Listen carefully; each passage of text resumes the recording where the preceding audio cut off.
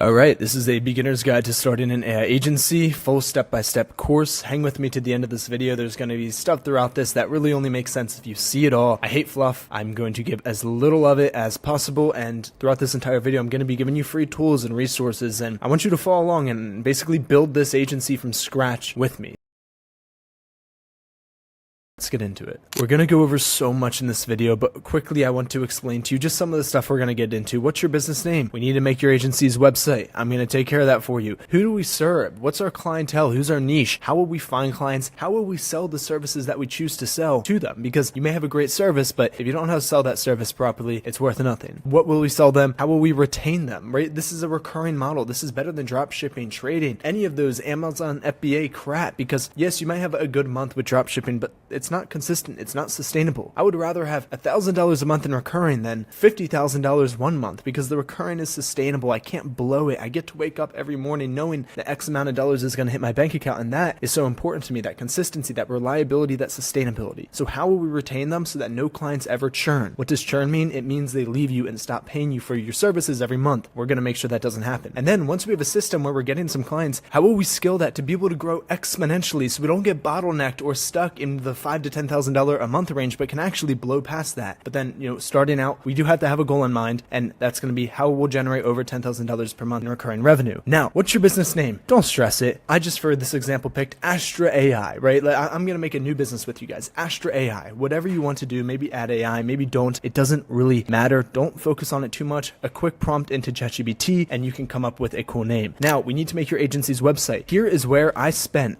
2 weeks, and I'm going to give you a super awesome website you can take from me. I don't need your email or number or contact information, just giving it to you for completely free. Now, real quick, I spent the first 2 weeks, almost 6 years ago when I first started my agency, building my website. I remember staying up late nights and not doing anything, just building my website. And I finally got a mentor, and he said, "What have you done the last 2 weeks?" I said, "I built my website." He said, "Delete it. It's worthless. It doesn't matter. You need to drive revenue, Connor. You have to drive revenue. That's all that matters." So I said, okay, I'm essentially the mentor. I don't want you guys to do what I did. The website doesn't matter too much, but right now I'm going to give you a great website. It looks like this. Boom. This is now yours. It has everything you need. It has test drive ROI. It has a watch demo video. So if you're going to be selling one of these services, then you can use this VSL, video sales letter. That's going to drop down in just a second. Think about this. Most people that basically sells the AI receptionist, Google reviews, web design, and a ton of other services. I kept it broad so that you could use it. And then everything else right here. All you have to do, and I am not affiliated, I don't have an affiliate link with them, but go in the bottom right corner, hit edit with Lovable, and it's going to take you into your Lovable where you can pretty much create a free account. And all you have to do is, change the name up top and make it yours, right? And add your calendar to it. And I'll show you how to do all of that later in this video. But you can take this. This is now your website, AI receptionist that never sleep, high-end web design that converts, or kick-ass agency. So you can edit it, but this is a great template, and I know it works. I know it converts. So you just steal that from me and don't waste another minute on your website. Now, next is who do we serve? And in order to find this, I want to show you this over here so we can actually really get into this and understand why this matters so much. So there's a ton of niches we can go after. Med spas, real estate agents, real estate loan officers, roofing, Havoc, HVAC, lawyers, dentists, home care, like the list goes on. There's so many businesses. Obviously, right? There's, I think, over 30 million businesses in North America. There's millions being created every single year. And, there's just a plethora of them. Yeah, we're never going to run out, and saturation isn't something I'm even going to cover in this video because it simply doesn't exist. But what I'd like to break this down into is home service business, professional services, and then higher ticket online services. Now, these are the three categories that we can sell. Now, starting out, I wouldn't recommend saying, oh, I'm only going to go after roofers, unless you're a roofer, right? When I started my agency, I had my real estate license and I was selling real estate. So I was like, I know real estate agents, I know their bottlenecks. I'm just going to go after them. So I went after them. But if you're not in a super specific niche already, then I would recommend picking a broader subcategory like home services, professional services, or high ticket online services. And then from there, seeing which one within that niche actually fits you the most. Now for home services, we have roofers, movers, cleaners. Professional services are law firms, accounting firms, mortgage brokers, real estate agents, and then high ticket online services includes coaches, info products, agencies, and marketing. And yes, you can be an agency that sells to agencies. Really funny how that works, but that's actually a huge market right now and a great skill to learn because that's the direction that a lot of online businesses are going. Now, within these sort of three sets of categories, let's say we're going to pick home services, because if I had no expertise with anything, then I would simply go after home services. So roofers, movers, cleaners. Now, what we're going to do here is we're going to cast an extremely wide net. So we're we're going to sell to all home services. And then once we've cast that net, we're going to see, okay, we now have 10 clients. 9 of them are roofers. It's like, okay, roofers probably like working with you, and you probably like working with roofers. Let's just double down on roofers. But starting out, let's cast a wide net and let's slowly narrow down to our exact niche. But it's important that at a certain point we do narrow down to that specific niche, because it's just going to be better. There's much more power in running an ad that says roofers in XYZ specific area. I've helped XYZ roofer and this roofer do this. It's like, oh wow, this guy's great with roofers. I'm going to work with someone who specializes in roofers over someone who runs,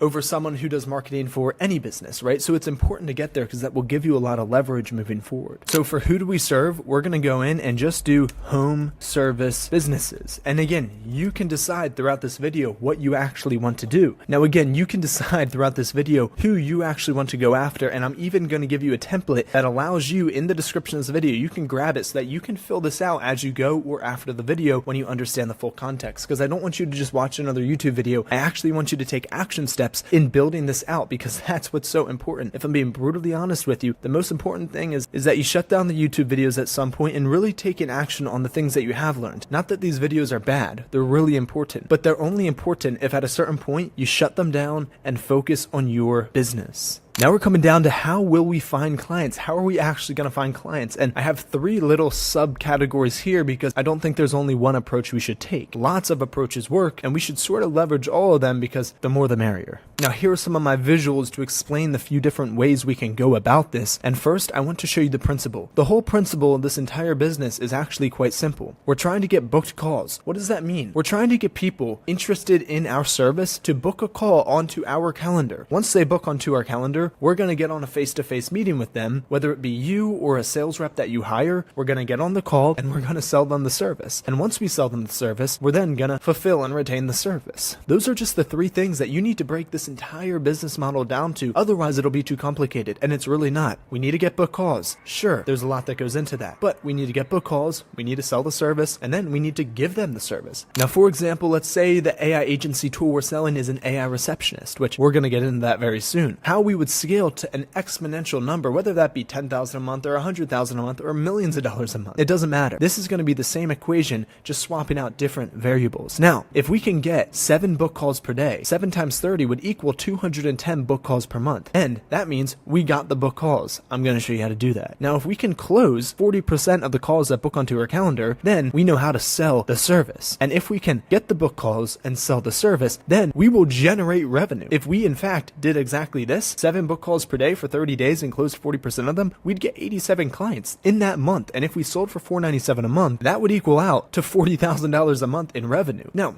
it doesn't matter. We might only get 3 book calls per day, and then this will only be 100 book calls, and we might only close 20% of them, but that's still 20 clients. And listen, you can't compare yourself to others. All you need to do is compare yourself to who you were yesterday and make sure that you are growing. If you're growing, then you have nothing to be mad about. Now, this looks great, doesn't it? But it really means nothing if we're not able to actually give them the service. So then I'm going to show you how to fulfill and not only just give them the service, but make sure they keep that service forever, so they pay you that $500 a month forever and don't just leave you. Now, I thought that visual might help because as we get into the 3 steps to actually find clients, what we're really doing is not just finding clients, but we're looking to get people to book calls with us, because those will turn into clients. Now, there's a few ways we can do that. One is ads, paying for clients. We can pay for booked calls. And if you have a little money on the side, then this could be an amazing method to utilize. Now, how does this look like? And we're going to get into the free versions in a second, but just check this out. If we can spend on Facebook ads, Meta ads, Facebook and Instagram, $25 a day, and we can get one person to book a call from that, that'd be a $25 cost per book call. That's might seem like, oh, only 1 call a day. Yeah, over Monday, Tuesday, Wednesday, and Thursday, you would spend $100 in total, and you'd get 1 book call per day, $25 per book call. That would equal 4 calls. Now, if you can just close one of them, right, a 25% close rate, close 1 out of 4 of those deals for $500 a month, then you would have spent $100 to make $500 in monthly recurring revenue. Then, once we find out the system works,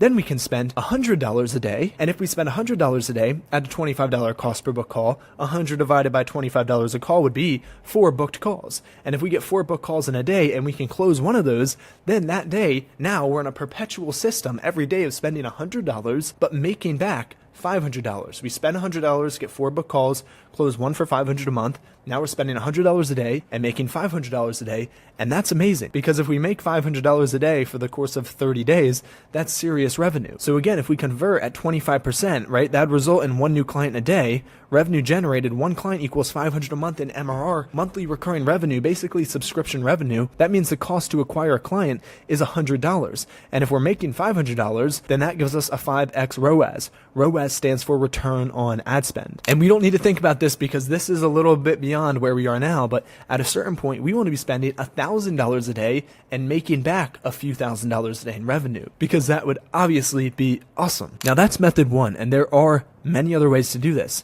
including method 2. Now this method actually has sort of a few methods all built into it. It's going to consist of a lot of more organic methods. Now we'll X out paid ads because we already went over that. But what we're going to do is we're going to leverage posting in Facebook groups, creating AI content and cold calls, and sort of our inner sphere, right? I'll even add one more here, inner sphere, which means the people around you that you know who already run a business, right? That could be a family member, a business owner you're close with. Maybe you go to the barber shop every 2 weeks and you have a really good relationship with him. Go get your barber. It's great. It's easy. It's the low-hanging fruit. Now, if we can push inner sphere, Facebook groups, AI content, and cold calls, and push all these people to call our AI. Now, here's what I mean when I say call our AI. For example, I'll be honest, I sell AI Receptionist. That's one of my main AI agency offers. Now, yes, I sell AI Receptionist, but I have my own AI Receptionist that is the same one I would give to them, but I have it for me and it sells itself. So I push, for example, I'm getting these people to call my AI, and the AI is going to basically be a demo. It's going to be like, hey, I'm the AI that your business could use.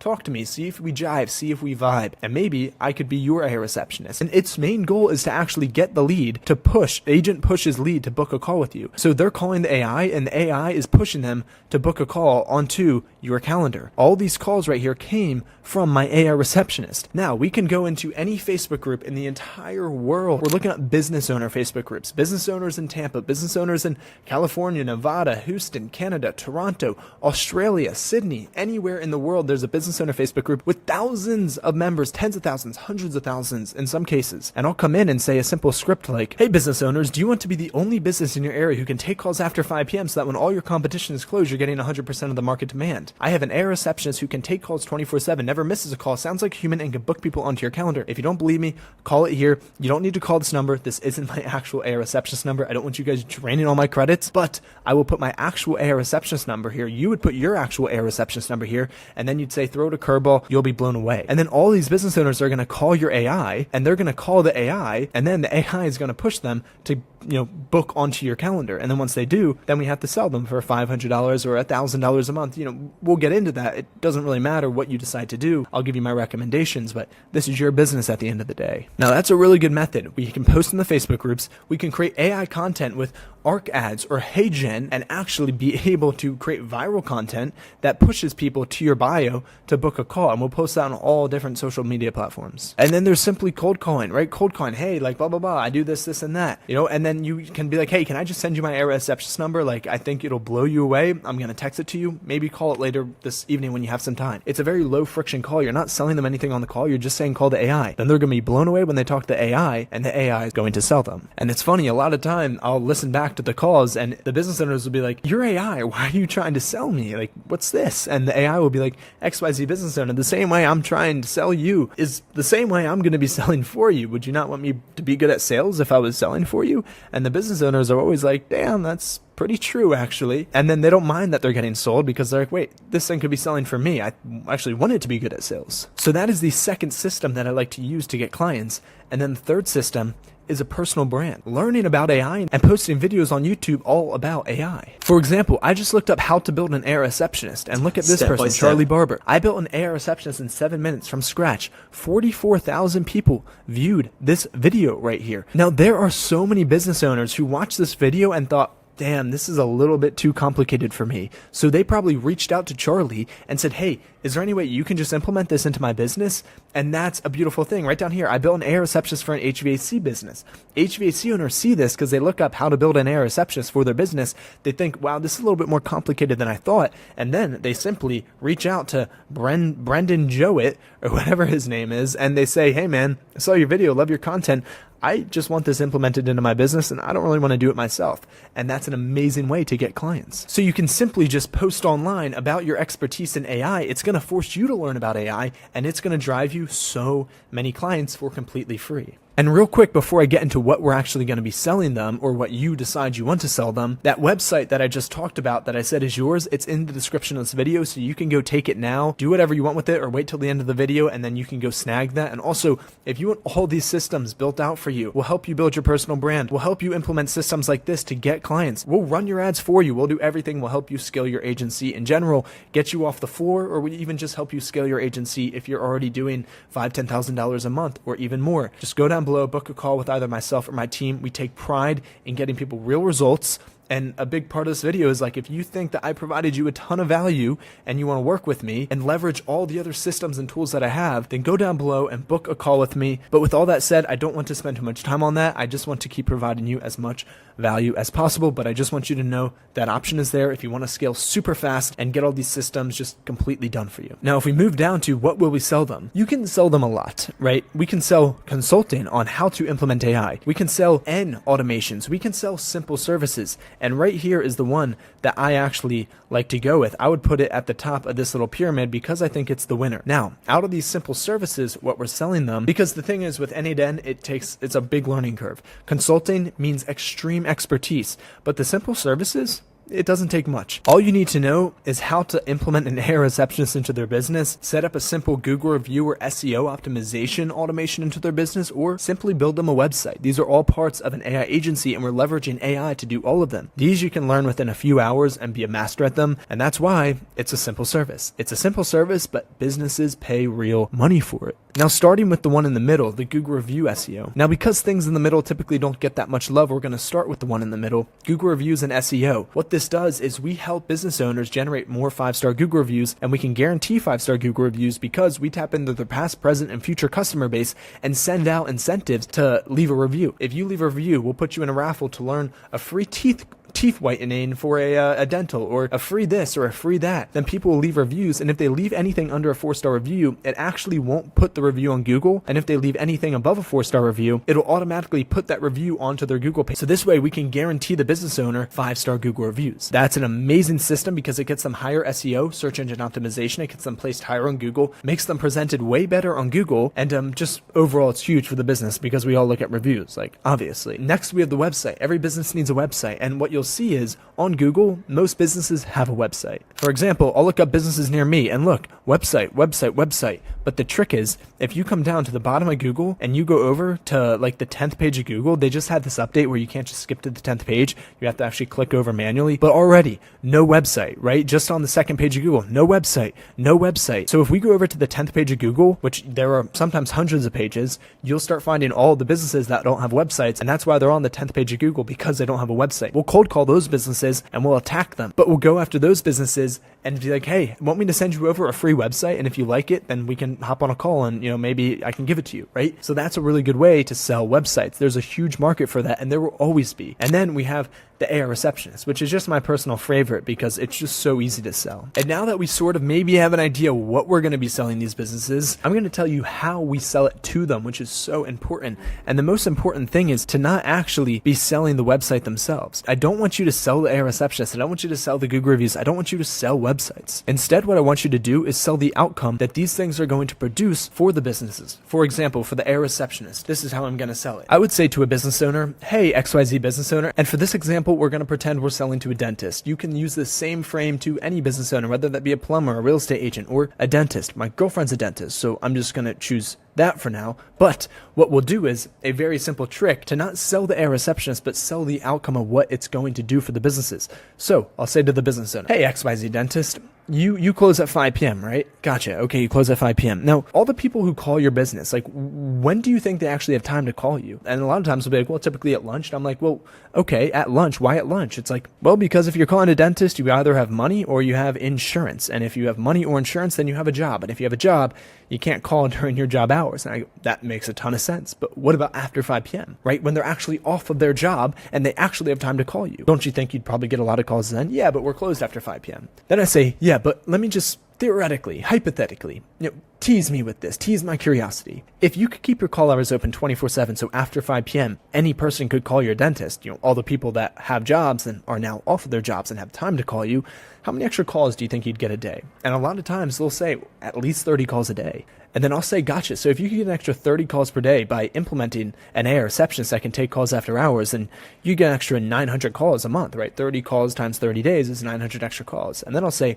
how many of those calls typically come into your business? And they say, I've actually had a dentist say, when you're going to dentist, you're not, excuse my French, you're not bullshitting, right? You really need something done. So I'd say about 50%. And I said, gotcha. Okay, so 50% of those 900 calls come in. That's 450 new patients. What's the least amount of money they could spend with you? And that's where we sort of have this down here.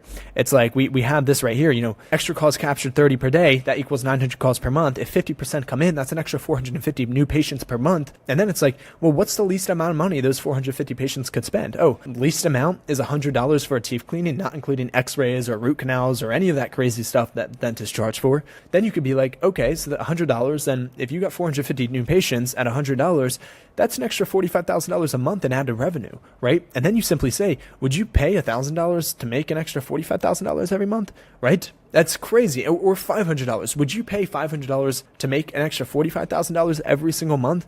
And it's a no-brainer, right? If you charge $500 to make them an extra $45K, that's a 90x return. We were talking about running ads for our agency and getting a 5x ROAS, a 5x return. They're getting a 90x return. That's a no-brainer. They have to say yes, basically. And a lot of times, they will. And that's not including the LTV or lifetime value of the customer, which could be into the millions, right? Just from 1 month or just from getting an extra 450 new patients. Now, are they going to be able to handle an extra 450 patients? Probably not. The point being is maybe they can handle an extra 150 or 200, and that's still a crazy impact on the revenue. So as you understand now, we're not selling the AI receptionist. Oh, this AI receptionist, it talks so smoothly. It's so good. No. Would you pay me $500 a month to make an extra $45,000 a month in revenue? Yes? Okay. Let's get started then. That simple. You have to sell the outcome. And then you could take it a step further, and this is Sales 101, not so much what I want to touch on in this video, but it's important. So maybe you could say, what would an extra $45,000 a month in revenue, do for you? And then they might say, well, I could retire earlier, I could delegate more tasks and hire other dentists so that I don't really have to work 5 days a week anymore. Dentists typically work 4 days a week, but you get the point. It's like I could spend more time in Europe with my wife. I could retire earlier. It's like I could spend more time with my kids. And then the final question is, XYZ dentist or XYZ plumber or XYZ real estate agent, would you not spend $500 a month to make an extra $45,000 a month so that you could retire earlier and spend more time with your family and spend more time with your wife and take those trips to Europe that you've always wanted to take?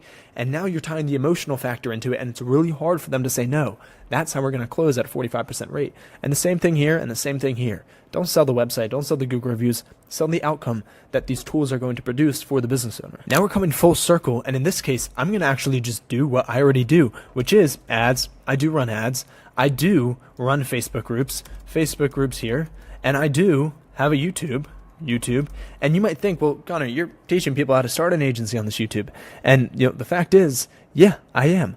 But a lot of my videos are how to build an AI receptionist, how to do this, how to implement Google reviews into a business. And you would be surprised because one of my biggest pillars of lead flow for my agency is my YouTube. It's people coming on and saying, hey man, I see what you do. I see you helping agency owners. I need to work with an agency, but I figured I'd call you because you're the one helping these agency owners. You must know more than a typical agency owner.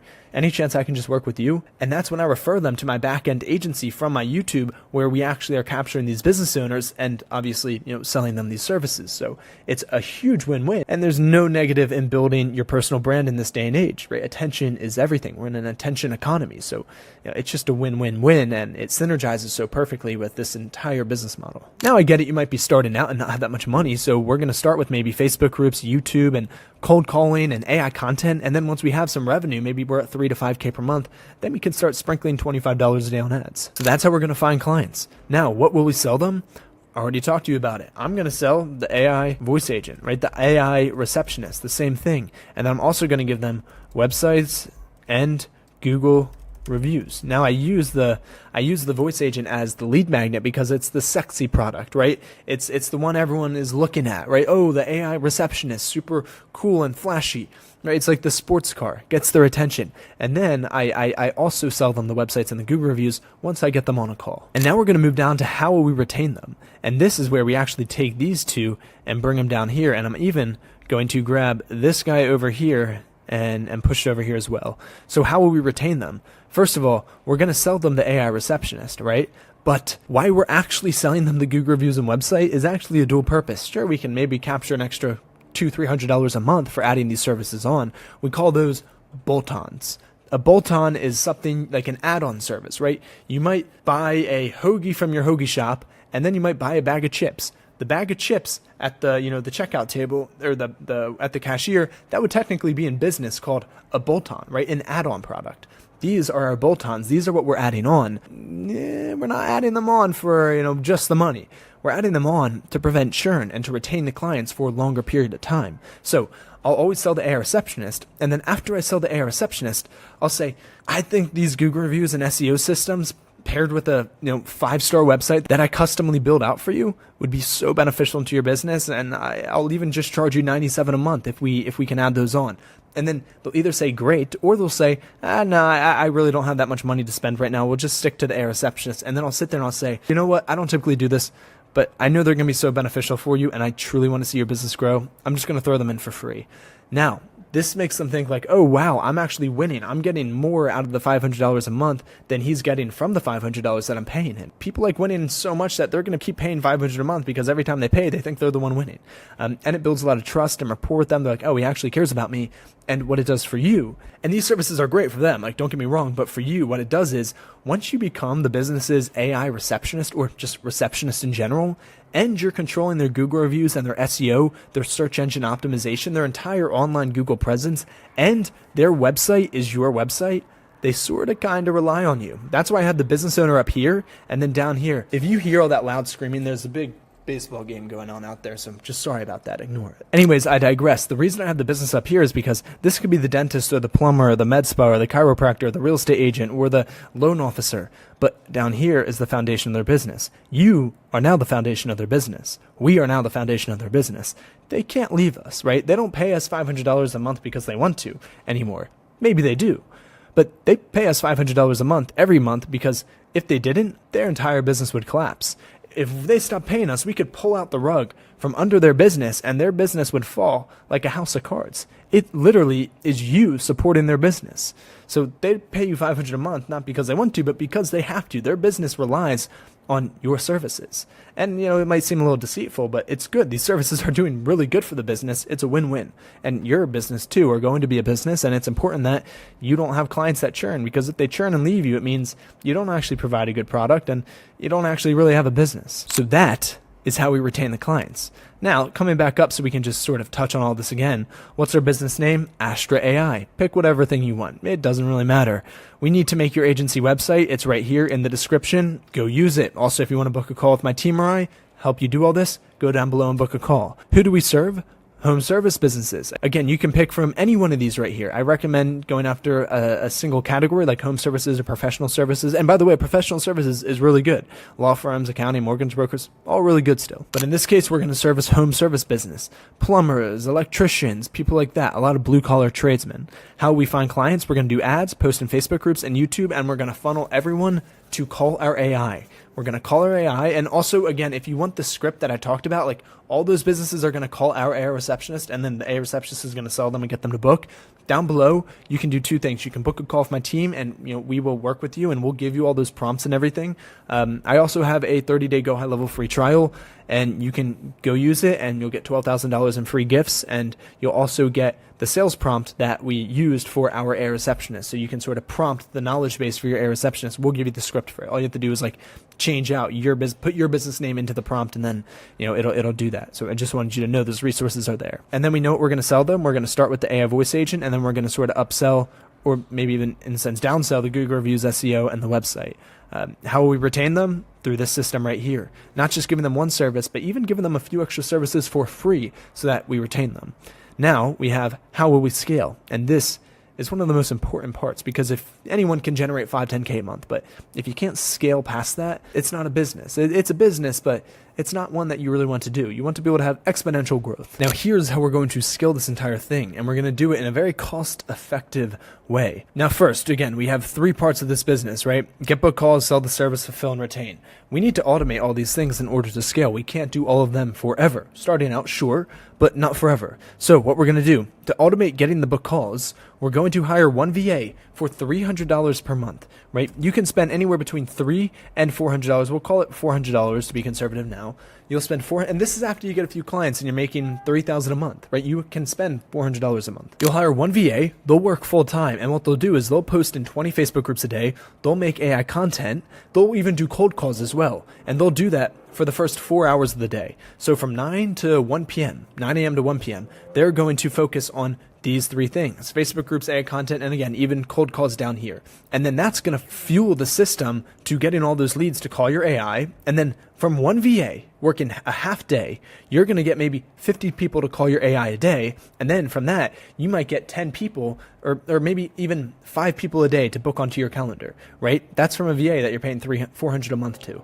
Now, you've just automated getting people just from hiring one VA, because the AI does all the booking and everything. So from one VA, you now automated leads to actually getting booked people onto your calendar, right? Boom.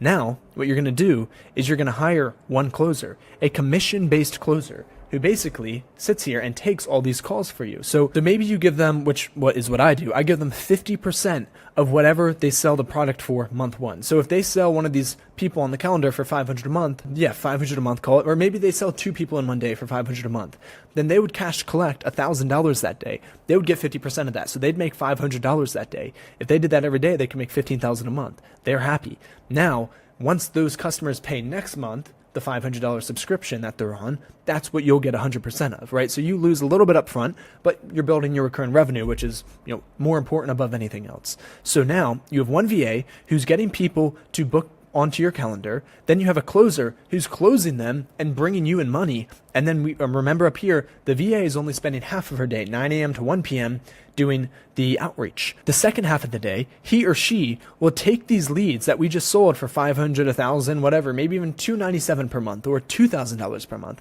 and they're going to reach out to them, call them, have an introduction or onboarding meeting with them, and then they are going to be the ones who fulfill and retain. So they're going to reach out to the client every week, keep them happy, make sure the services are going great, and they're going to be the ones who fulfill and retain the product. So they'll plug in the AI receptionist to the business, or they'll build the website, or they'll do this or that, right? So now you just automated your entire business. VA gets leads onto your calendar, closer closes them, makes money, he's or she is happy, and then VA fulfills and retains the people that you just sold. Boom. Now you just built the system that doesn't even need you.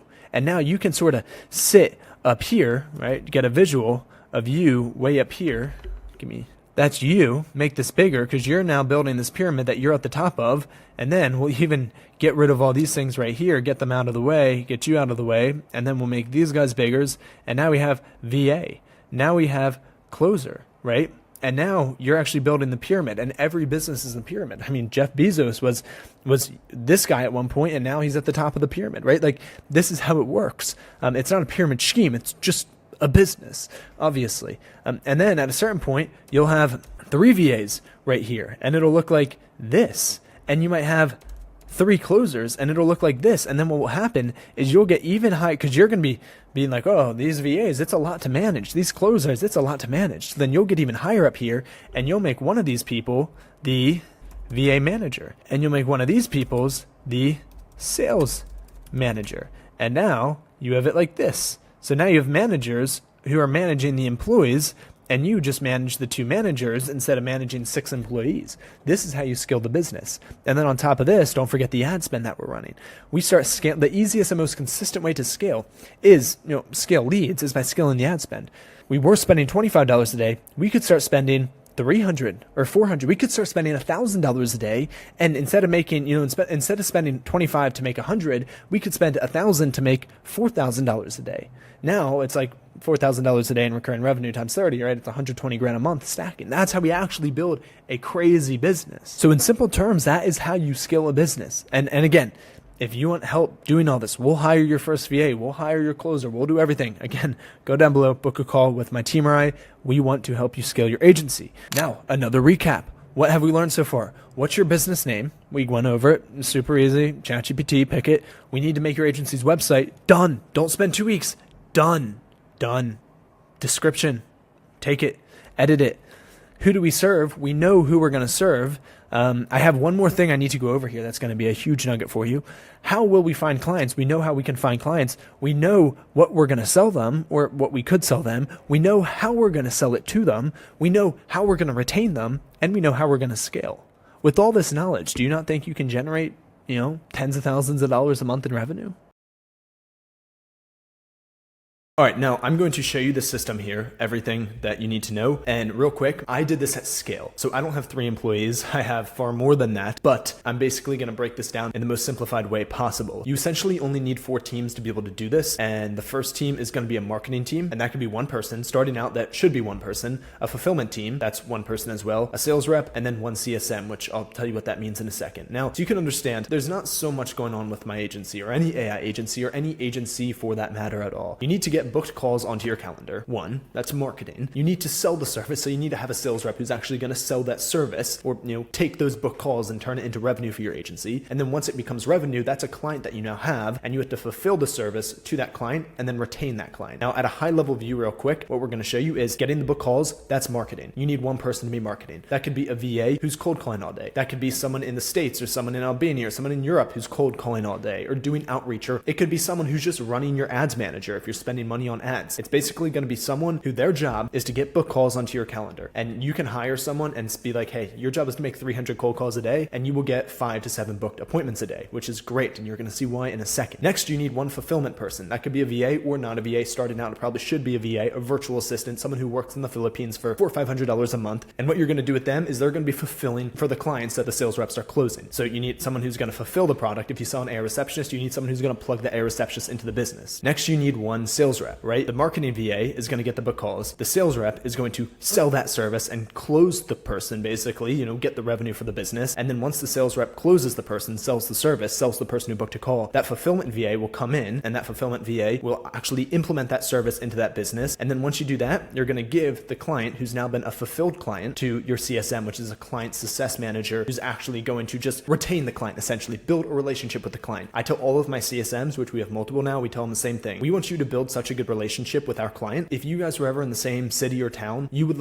actually grab a beer with each other, actually a real friendship. That's so important. That is so important to build a real relationship with all of your clients. So those are the 4 things that we need. Now, one more thing, just before, you probably have seen this, but real quick so you understand, if that VA or that marketing person can go and get 5 to 7, call it even 3 book calls per day, that will be 100 book calls per month. If your sales rep closes at a 25% rate, which is not that good, you'll close 25% of those 100 book calls, which is 25 new clients a month. And if you're selling the service for $500 a month, which is what I sell it for on average, you'll get 25 clients a month at $500 a month. That's $12,500 month 1. And if you have a good CSM, client success manager, who's helping retain these clients, that's great, because then you're going to retain that 12.5K every single month. And then every month it's going to stack. It's going to go from 12 to 24 to 36 to 48 to 60, 72, etc. Obviously, yes, there's some churn. I have low churn. We have about 10 to 12%, 10 to 15% maybe churn annually. So if we get 100 clients this year, we'll have about between 80, maybe 85, maybe it's a little bit worse the following year, which is still pretty good for an agency. And the reason we have lower churn is we're not just implementing 1 service. We'll implement 1 high ticket service, 500 to 1,000 a month, and then we'll throw in a ton of stuff for free, like Google review automations, SEO, a website. We'll throw it in for free because essentially the more we give them, the more they're going to be stuck paying us. We want them to rely on our services because we've given them so much. We want to grow roots into their business. So now you understand the sort of high level view of things. Let's get into some of the minutia, the nitty gritty. Now, the marketing person, we already jumped on this a little bit. You need someone who's going to be getting booked calls into the calendar. So whether that is cold calling, whether that's being an ads manager, this marketing person could just be someone who's running ads if you're willing to allocate spend toward,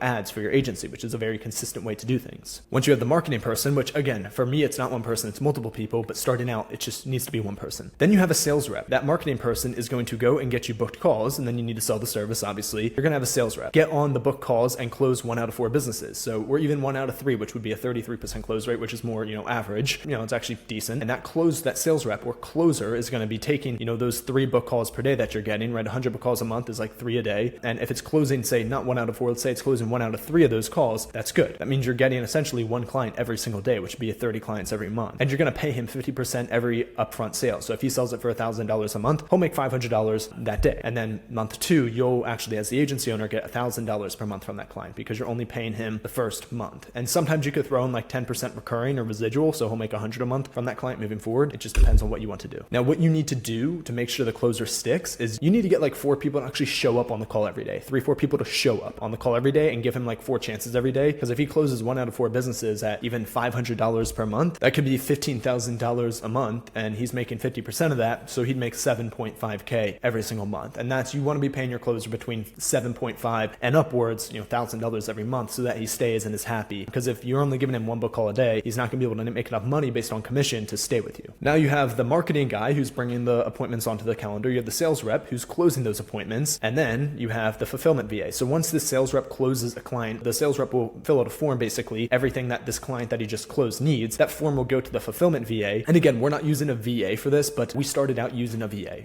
He was a more so qualified VA, but we're obviously, we have more money, so we're allocating that towards better talent. But you can find a good VA, onlinejobs.ph, not affiliated with them. You can go post a job there. It's like $50 a month to post 3 jobs every month, which is all you need. And you can get a refund if you don't find the person. So they're good. Literally not affiliated with them. Now, what this fulfillment VA is going to do, he or she is going to spend all day doing client fulfillment. So whether that be plugging in an AI receptionist to a business, making a website, making a Google review automation, whatever the closer, the sales rep, sold that client for, he's going to put that into the form, and the fulfillment VA is going to reach out to the client to get the website done, get the agent done, AI voice agent, the workflow automation, whatever it is you're selling. So that's what they're going to do. Pretty straightforward. And then again, you can use like AI to build the websites, but those are tools that you want to give the VA. You want to give the VA as many tools as you can in order to be as efficient with their job. But like this is not rocket science, guys. I mean, right off the bat, we're probably 5-10 minutes into this video, and you had the person who's getting the book calls, you had the sales rep who's closing those calls, you had the fulfillment VA or the fulfillment person who's bringing in fulfillment for that client that you just closed. And then once you do that, you got the book calls, you sold the service, you fulfilled the service. Now we don't just want to make 12.5K 1 month, we want to make that recurring and sticky subscription income, and we're going to do that by retaining the client who's just been fulfilled. And that's where we're going to have the CSM. I'd like to have the CSM who's in the States. Personally, you can pay a good CSM anywhere between 3 and 7K a month. But again, starting out, it's fine to have a VA. You can have a VA, or you can find someone maybe in Albania really good for 1 to 2K a month, maybe 2K a month, and they're going to be stellar. Starting out, you can use the VA. As once you're making 12K a month, reinvest that money into a good CSM. And again, they're going to call or text every client once per week, say, hey, how you doing, John? Just checking up. You need anything? Need me to change anything on your website?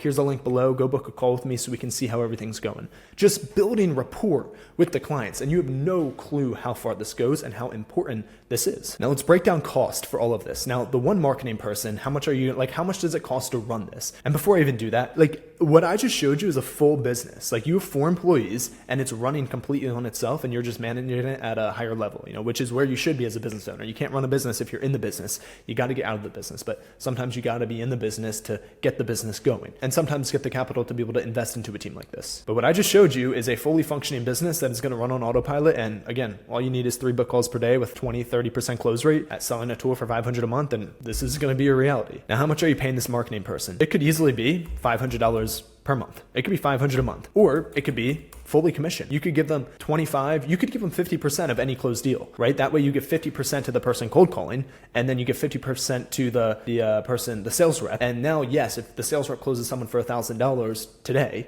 then he'll get 500, the marketing person will get 500. They'll both be really happy. They're making 5-10K a month each. And then month 2 is where you profit that $1,000 per month in full. Now you could pay them, commission based. You could give them salary plus commission, maybe $250 a month plus commission, $500 a month plus commission. If they're a VA, if they're in the States, you're going to pay them a little bit more. You're going to pay them like maybe 1 to 3K a month or 1K a month salary plus commission. But again, this is your business. You can do that. I think I've given you enough insight to be able to decide that on your own. But yeah, you could, at an entry level, you could pay them $500 a month or commission, whatever, floats your boat, whatever turns your crank. Now the fulfillment VA is going to be a little bit more fixed. I'll be honest here. You might need to spend about $1,000 a month to get good talent overseas. $1,000 a month will get someone who has good expertise with GoHighLevel, good expertise with AI, etc. So maybe call it $1,000 a month there. there. Sales rep, this is beautiful. And sorry for how messy this is. I could probably clean this up. The sales rep, you're going to pay fully commission. Now you could give them a base. We give our closers $1,000 base every month plus commission just to give them a little extra comfort, but you can pay them fully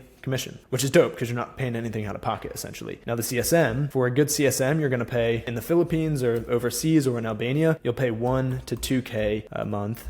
Which is still fine, but you're going to pay 1 to 2K a month, and they're going to be a good CSM, client success manager, right? Really managing the client and making sure you guys have a healthy relationship and more so a successful relationship for the client. Now, what's crazy is if we add this up, we'll call this $1,500 a month, put it right in the middle, $1,000 a month for the fulfillment VA. We're at 2.5K a month. Then if we actually paid the marketing person, say $500 a month, you're at $3,000 a month. You're at $3,000 a month and you have a fully functioning team, and you can go make 12.5K a month if you just follow this exact system right here, which is pretty good for such a small team. Now, you might have in a year, you might have 3 people doing this. You might have 3 fulfillment VAs. You might have 4 sales reps, and you might have 2 CSMs. Like if I showed you this, instead of getting 3 book calls per day, if you had 2 people doing marketing, right? 2 VAs cold calling, you could get 7 book calls per day. That's 7 times 30. That's 200 plus calls every single month. And if you had a 40% close rate or even call it a 30% close rate, that's going to be about 60 closed clients every single month. 60 times 497, it's going to be $30,000 every single month that you're stacking. 30,000, then 60, then 90. And over a year, you could be making $175,000 a month with your agency. It's not rocket science.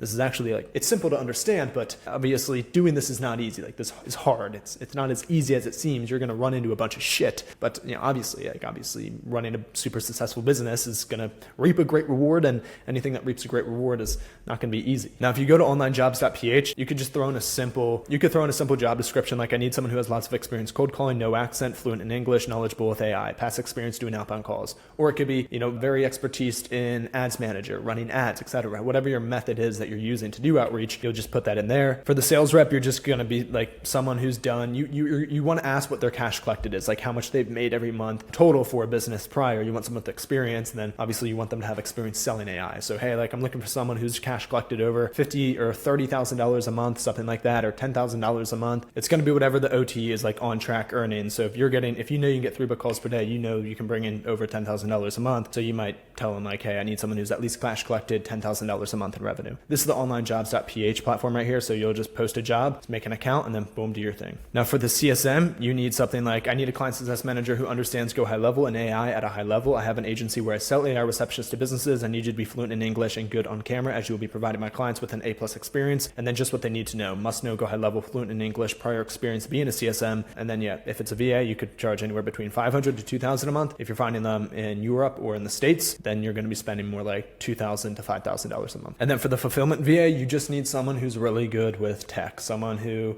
they don't need to be front facing on camera. They just need to be really smart with AI and high level or whatever platform you're using to build these things out. Sure, you can train them, but when you're hiring employees, you really don't want to do any training. The only training you want to do is training them on your business, but they need to have the expertise. Don't try and go cheap and find someone who you're going to train up. Like, you want to find someone with great experience. Trust me, it's going to save your life. It's going to the right employee will get rid of 99% of the headaches that you would have to deal with as a business owner if you had someone who wasn't an A player or like top talent. Sorry for how messy that was, but that's it. That's the system that we're running. This is what we're doing. It's not rocket science. It's not easy to do. Like, running a business isn't easy, but this is really not that difficult to understand. Hopefully you follow along there and understand it, but that's how I'm able to travel the world, spend time in Bali, spend time in Europe, whatever it is. It's not like I'm spending 12 hours a day on this business. I do work a lot still, but I'm building other things. This agency is really a cash flow cow, and it cash flows insane and doesn't take much time once you get the ball rolling. I'm going to be ranking the best voice agents to use in 2026. Not only which one I think is the best, but also why they're best for each use case, whether you're using it for a service-based business, using it for your agency, looking to have the best quality, or the best bang for your buck. I'm going to break it all down in this video so that you have more clarity going into whatever you are looking to go into. So, best AI voice agents to use in 2026. Here we go. Starting off, we have GoHighLevel AI voice agent. Now, I'm going to keep it real with you. GoHighLevel voice agent kind of sucks, but what I do love is, so you pay $97 a month and you get unlimited call time, no strings attached, which is super cool. And they're starting to get some better voices, so it's getting better. It's just my favorite because everything I use is built in GoHighLevel, and it makes it very easy to book appointments and set up to my workflow automations, yada, yada, yada. Makes it very convenient. If you're using GoHighLevel and have a lot of your business built out in GoHighLevel, this is a very good choice. Now, there's a little caveat here. We can actually plug in another really good one, sounds really good, into GoHighLevel as a app marketplace, and I'm going to show you how that is the best combination. Next up, we have Synflow. Now, sounds way more natural than GoHighLevel, but it connects to GHL via the app marketplace. This is really good. I actually, for the most part, connect my Synflow. It's connected to my GoHighLevel, and I use the Synflow, the technically voice agent. It's fully natively integrated with GoHighLevel, so it still has all the benefits of just it being able to connect with my CRM. So that's awesome. Synflow is really great. Sounds really natural, so that's great. Next, we have Retail AI. Retail AI, it's blowing up right now. It seems like everyone's talking about it. It does have a very fast response time, 600 milliseconds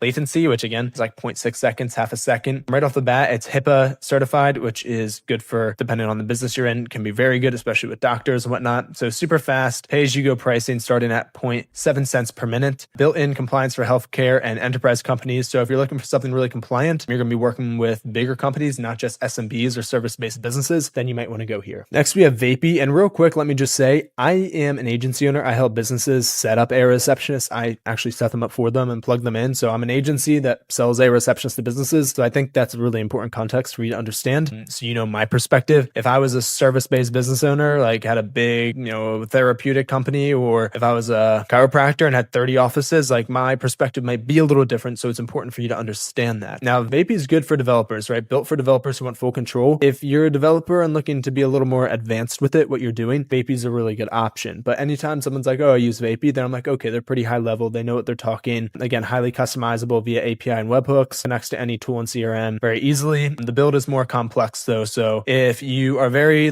sophisticated within this realm, this world, this tech side of things, then Vapey might be the best option because it's going to give you the biggest playground to be able to build in. But if you're a beginner, then I'd probably steer clear of Vapey. Next up, we have Bland AI. Bland AI is an OG. It's one of the, I think it's the second voice agent that I ever used years ago, maybe a year and a half ago. And what I will say is it's very ideal for large outbound campaigns, really reliable. And then it handles enterprise level volume very well. So if you want to get into enterprise level stuff, then Bland AI could be a very, very good option for you. Next up, we have Air.ai. Steer clear. Air.ai is, I'm not going to blow them out on air, but they're not the best. If you know what happened with them early on. Lots of lawsuits, a lot of people invested in them and got, but luckily that wasn't me. And I would steer clear of them.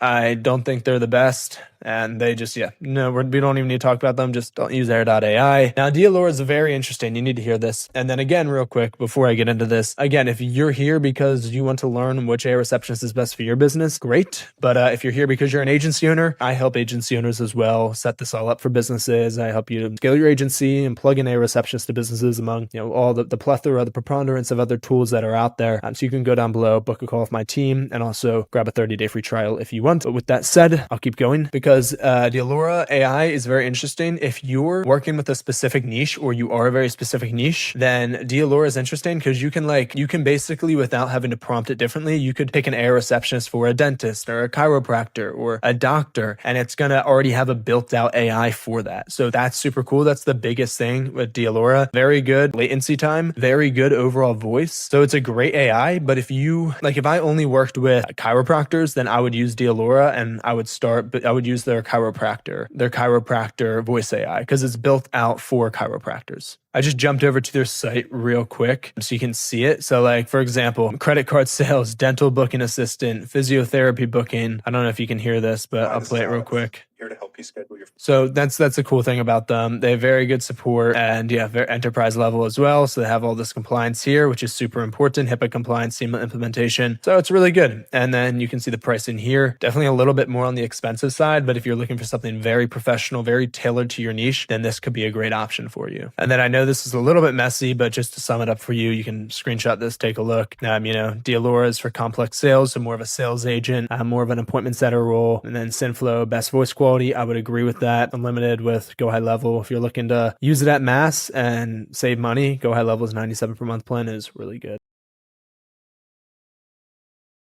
All right, so here's how to sell websites for hundreds of dollars a month to businesses who already have websites. And just so you know, we are not selling Sour Patch Kid Frosted Flake like GHL 2019 stagnant websites. We're selling real websites, lovable websites. I'm going to show you how to do it. Websites that actually convert and actually look good and actually can build a gap or discrepancy between the level of website they already have and the website that they're going to get. No offense to anyone, but we cannot be selling these 2019 GoHighLevel website templates to businesses anymore. It just simply does not work. Now, yes, I built this website on Lovable, and at the end of the video, I'm going to give it to you for completely free. This is going to be your agency website. You can just take it from me and use it. And it even has a VSL right here, so it's fully functional. Think about this. Anyways, how many customers? I'm also going to be showing you how to get the websites that you do build for these businesses in Lovable for virtually like no money at all. And I'm not affiliated with Lovable, so that's how you know this is actually like what I use without being affiliated with them at all.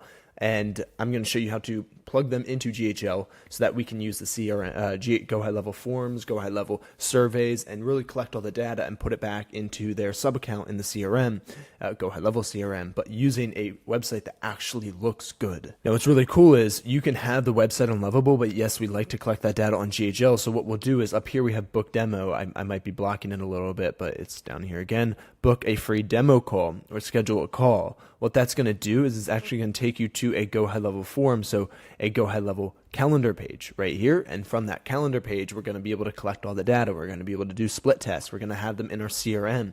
And that's how you can actually optimize these for businesses, right? We need to be getting their data, and Lovable is not the best at that. GHL is pretty great at that. GHL, just the website builder, it's just not there. It's just not there. Like, you know what?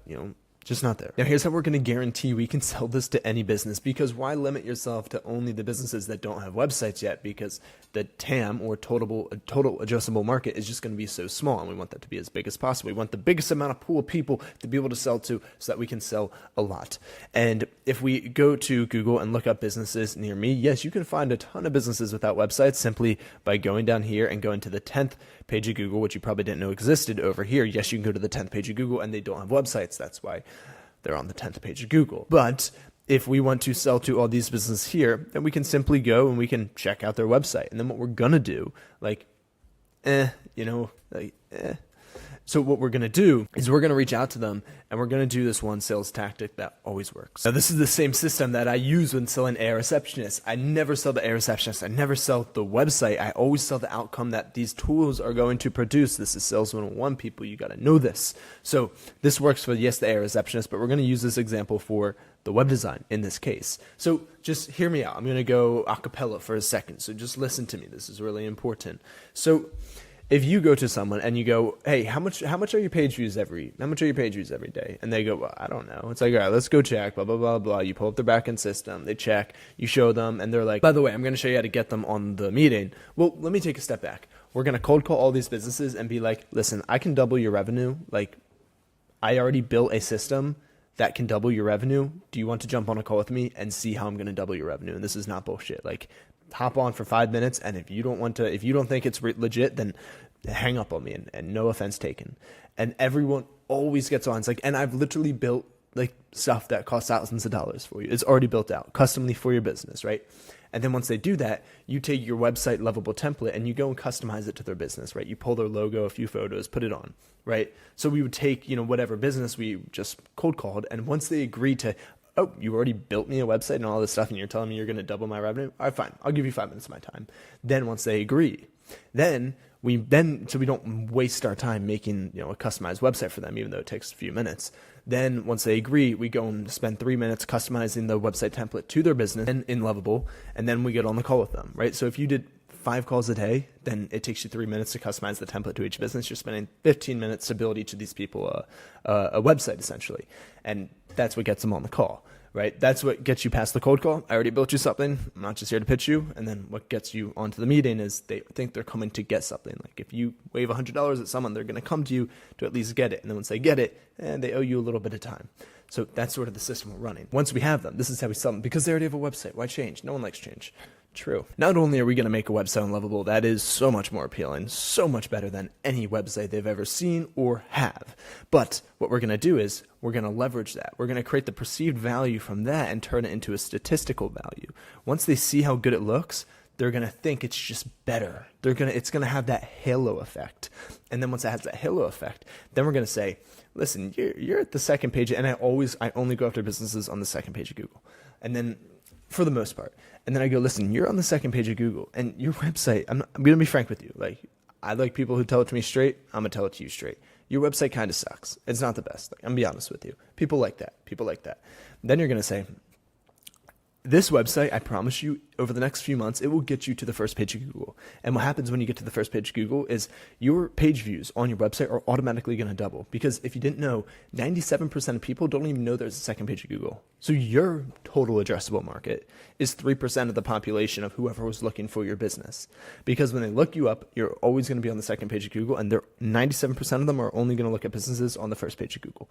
So we're going to at least double your page views just by getting you on the first page of Google, and this website and the SEO keywords that I have in this website for your business are going to get you there. Not only are we going to get you on the first page of Google so more people see you, but we're going to be presenting your brand in a far more aesthetic and appealing way than you are now. People are going to think you are the go-to luxurious business within your niche. Now, this is where the numbers come in. How many page views are you getting a day? Oh, you're getting 10 page views a day. Gotcha. Now, how many sales? How many people are booking a meeting or a free consult, whatever it is, from your website every day? Oh, you're booking 2 free consults. Gotcha. So you're 20% conversion. Not terrible. That's good. Yeah, not bad. It's pretty good, actually. But if I can get you to 20 page views a day, and now instead of 2 consults a day, you get 4 consults a day, which, trust me, by having you on the first page of Google with this website, you're going to do. Then you would get an extra 2 consults every single day, which over the course of the month would be 60 consults a month. And then it's like, well, how much do, the average consult end up paying? Or, appointment, whatever it is, whether this is a barbershop, a dentist, a doctor, a med spa, this, a that. And what you're going to do is you're going to say, okay, how much is your average appointment cost? And they might say, well, $100. And then you say, oh, $100? Gotcha. So on average, by implementing this system, you'll make an extra $200 per day, an extra revenue. So, and this is only if you get them an extra 10 page views a day. And this is only if they're already getting 10 page views a day. And then what you'll say is, would you not pay $500 a month, or would you not pay $300 a month to make an extra $12,000 every single month and have a website that makes you excited about your brand? 9 times out of 10, they are going to say yes. And you can always say, let's at least just get it in there and try it. And even if you don't meet this exact sort of expectation, nobody wants to change their website, especially if you upsell them on an AI receptionist and Google reviews and SEO optimization. Quickly, they just become rooted into your business like this. Like, the business, the AI receptionist, the Google reviews, the website, you just become the foundation of their business, minimizes churn completely, right? You don't want these businesses to keep paying because they want to. You want them to keep paying you because they have to. You become the service of their lifetime. Now, obviously, if you don't provide results, you don't have a business, and you can just go and fuck off because it doesn't matter. If you can't provide results, obviously. So obviously we want to provide results, but I'm just making the point. Now, if they were getting 100 page views a day and they were getting 10 consults a day, and you got them to 200 page views a day, and you got them an extra 10 consults a day, 10 times 30 is 300 consults a month. Now, 300 times that $100 average consult price is going to be $30,000 a month. So you can see how my example is a little bit low, but if you actually take an actual business, you could be generating them 100 times 300 new clients every month. That's $30,000. XYZ Business Center, would you not spend $300 a month and make an extra $30,000 a month in revenue? What would that $30,000 a month do for you? Oh, you'd be able to go to Europe and spend more time with your kids and retire earlier and delegate things so you can spend more time with your wife. Would you not spend $300 a month to make an extra $30,000 every single month so you can go to Europe and spend 3 months in a Tuscan villa and send your kids to that private school and spend time with them and retire earlier? $300, these are business owners. This is clockwork. This is easy. They're going to say yes every single time. Now, the only tangible skills that you actually need are you need to know how to build a website in Lovable, which I have videos on how to do that, and you need to know how to build a funnel in GHL so you can just basically, you can take the link of the funnel in GHL and you can go to Lovable. For example, I would say, hey, the test drive or the test drive our AI button, I need you to add this link to. Then paste the link in, boom, your Lovable will add the link. Your Lovable will add your domain. It's super easy, and I'm even going to give you this website for completely free. So just go down to the description, hit edit with Lovable, take it from me. You can put your own logo on it, keep the VSL if you want, and it's yours, done. Don't spend 2 weeks building a website. It's the biggest waste of time. If you're starting your agency, just take this one. It already converts extremely well. It's a great website, has cool automations. I'm not going to ask for your email. It's just completely free. Oh, and what I will do, just so you know, is boom, yes, I have the VSL here, had the book demo call. That will go directly to my calendar. And then the test drive our AI, AI that will actually call my AI receptionist that I sell, and the AI receptionist will act as an appointment setter and try to set the person who called it to book onto my calendar, and it will send them text to book and everything. And then obviously here, AI receptionists that never sleep, high-end web design that converts. So, this is what we do. We do AI receptionists. We do a lot of AI and web design, but you could change it to whatever you want. But obviously this already right off the bat, and I made this in less than this took me a little while, but you could make this in 5 minutes. So obviously you're just making way better websites than GoHighLevel, and you should be doing that because GoHighLevel is just cheap when it comes to the website builder. And then when it comes to GHL, you can just go in here, you can build out any type of form, survey, quiz, whatever you need for the business. And I like to do that in the funnels in GHL. And then again, you're just basically taking this link right here and plugging this link into book a free demo now down here or up here. 5:30 p.m. today. Do either of those work? 5:30 will work. You book 7 appointments a day. That's 7 times 30. That's 210 book calls per month. Closes at a 40%. That's like 80 new clients, right? 40% of 210. 87 clients at $497 a month. That's $40,000 a month in recurring revenue. Like, come on. The script itself, I hate scripts. I think it's the worst thing ever. I like it to feel natural. Only thing I script is literally the first 2 things I say. So I say, hey, is this X? I scan their business. I find the name of the owner, just way better. And then I go, hey, is this X? They say yes. I go, hey, X, this is Connor Cahill. My friend has used you in the past and actually referred me to your business. Boom, they're not going to hang up on you. If they just hang up on you, then they're going to lose that other person who is business with them. So that's a huge hack. And sweet man, yeah, so basically I'll keep it short. A few days ago I needed some electrical work done, but I called, didn't get an answer. Creating the pain. I called you and you didn't answer. I did find someone else. Boom. Lost a customer. Shit, that's his pain. You immediately make the pain, call it out, and then you go to handle that pain. I know you do good work. I'd love to help you implement an AI receptionist. Hello? Hey, is this Nick? Yes, it is. Hey, Nick, this is Connor Cahill. My friend has used you in the past and referred me to your business. You do electrical work in Tampa, correct?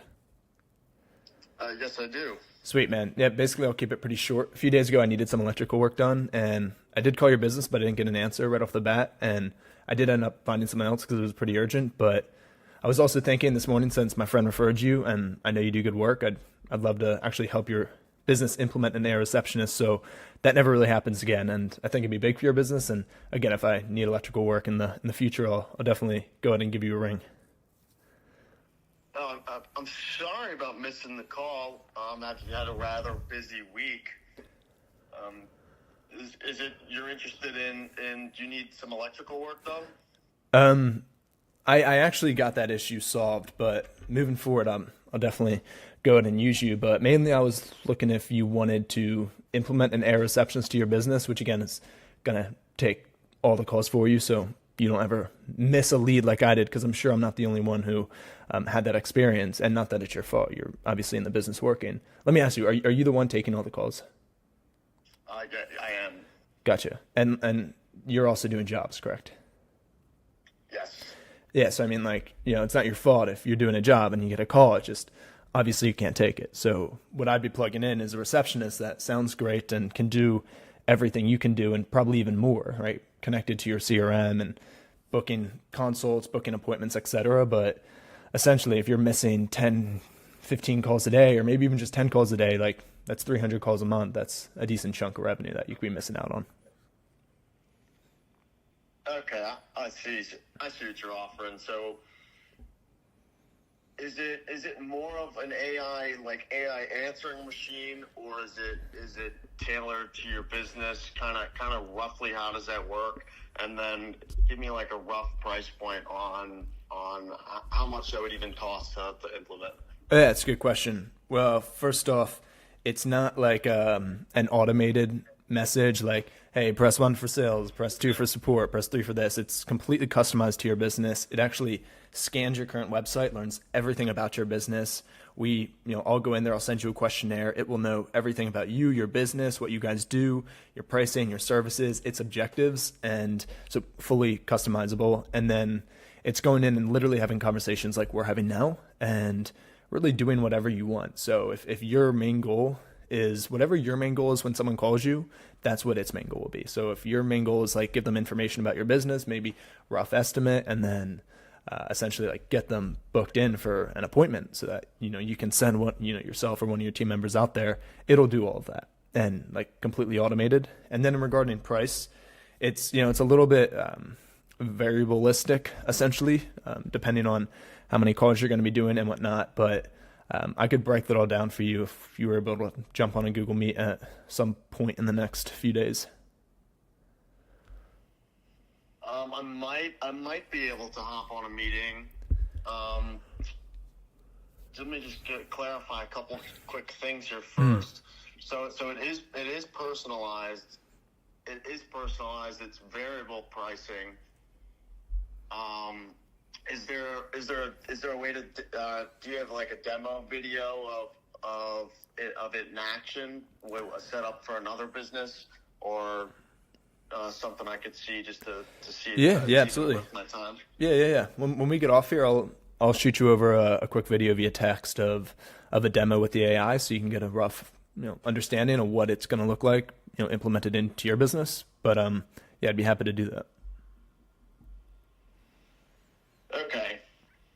All right. I'd be interested in hopping on a quick call. Yeah, and listen, I always say, like, can't hurt you. You can only win here, because I'm either going to plug it into your business, and a month from now you're going to think, I can't believe I was ever the one taking calls. Like, that was such a nuisance looking back on it. Or and revenue will track it to see if there's an actual increase in revenue from more booked appointments and more answered calls. And if it is, then great, like awesome. I promise you, it's not so much money where it's going to be eating into your profits. You're going to have a huge ROI on it. If that's not the case, or maybe you do see a huge ROI on it, but you're like, I want to be the one taking the calls. I miss taking the calls. Not that I think that'll be the case, but say it was, I'll refund you every dollar you spent for the initial, setup and first month. But and we can part ways. And hey, at least you tried something new. And one last question. So if I have a customer that's calling in and they've got like a more intricate type of problem, and that needs me specifically, does the AI, does it have the intelligence to push the call to me? Does it?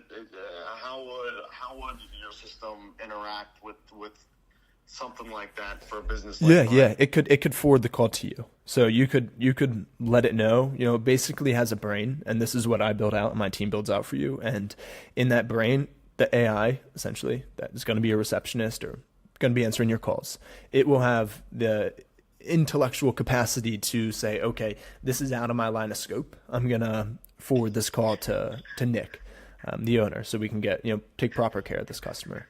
And it also, it eliminates you wasting your time as well as capturing more revenue, right? So if, someone calls your business and it's just a super arbitrary thing that they need that really has nothing to do with your business, maybe they called the wrong person, it'll filter those people out as well. But the serious leads, they'll be sent over to you. Okay, and then does it also have SMS features as well for text? Yes. So it can text them anything. You can actually give it bits of information, which I'll be doing that for you. And if they ask a more intricate question, it can not only sort of answer it, it could answer it, but it can also sort of activate like a trigger that will send out a text to do X, send out like a little brochure of more information about whatever they asked, more clarity on whatever they're asking. So it can do all that. Okay, that all sounds great. I'm at a job here now, so I kind of got to run. But you go ahead and send me over your info, and we'll schedule a call. Okay, I'll go send you a booking link, just so I can be aware of it. I got an opening at 4 and 5:30 p.m. today. Do either of those work? 5:30 will work. Okay. All right. I'll send over that booking link now. You can go ahead and book, and I'll shoot you a text when I see it in, and I'll confirm it. And then, yeah, we can hop on, we can demo it, and take a look at everything, and again, see if it's a fit. And I'll also send over that video of you with the demo receptionist, so you can sort of see it in action for someone else. All right, sounds good. And your name was again? Yeah, my name is Connor Cahill. Thank you, Connor. Yeah, sweet man. Nice speaking to you, Nick. See you later. You too. Bye. As you can see, that kind of sucked. Like, that was not a good cold call. I'm definitely rusty, but I just wanted to show you that you can suck and still have good conversations with people. Like, they're just a person, you know, you don't have to be perfect. Like, it can suck. Obviously you want to like be able to know what to say. I already looking back, wish I said a few things differently, but anyways, it's like you can cold call for 3 hours a day and you can get 7 people, 7 conversations like that to book. There's a big stigma around like, oh, cold calls, they're all going to shut you up, tell you to go to hell. It's like, no, not really. In America, people are actually pretty damn nice. Like in Britain, in England, sure. Probably. My script is literally the first 2 things I say. So I say, hey, is this X? I scan their business. I find the name of the owner, right? It's like it's just way better. Instead of saying, hey, is this XYZ business? I found the owner's name, and then I go, hey, is this X? They say yes. I go, hey, you know, X, this is Connor Cahill. My friend has used you in the past and actually referred me to your business. Boom, they're not going to hang up on you. Can't hang up on you. Can't hang up on you. Can't do it. They can't do it. Yeah, I could have called Austin and said, you do electrical here in Austin, Texas, correct? Yep, that's me. Sweet, man. And then you call it their pain. So build rapport. This builds rapport. Like, they're not going to hang up on you now. Sweet. And if they do, it's going to be in a nice way because they know that you're in contact with someone who's used their business, they think. And if they just hang up on you, then they're going to lose that other person who is in business with them. So that's a huge hack. And sweet, man. Yeah. So basically I'll keep it short. A few days ago, I needed some electrical work done, but I called, didn't get an answer. Creating the pain. I called you and you didn't answer. Create the pain. I did find someone else. Boom.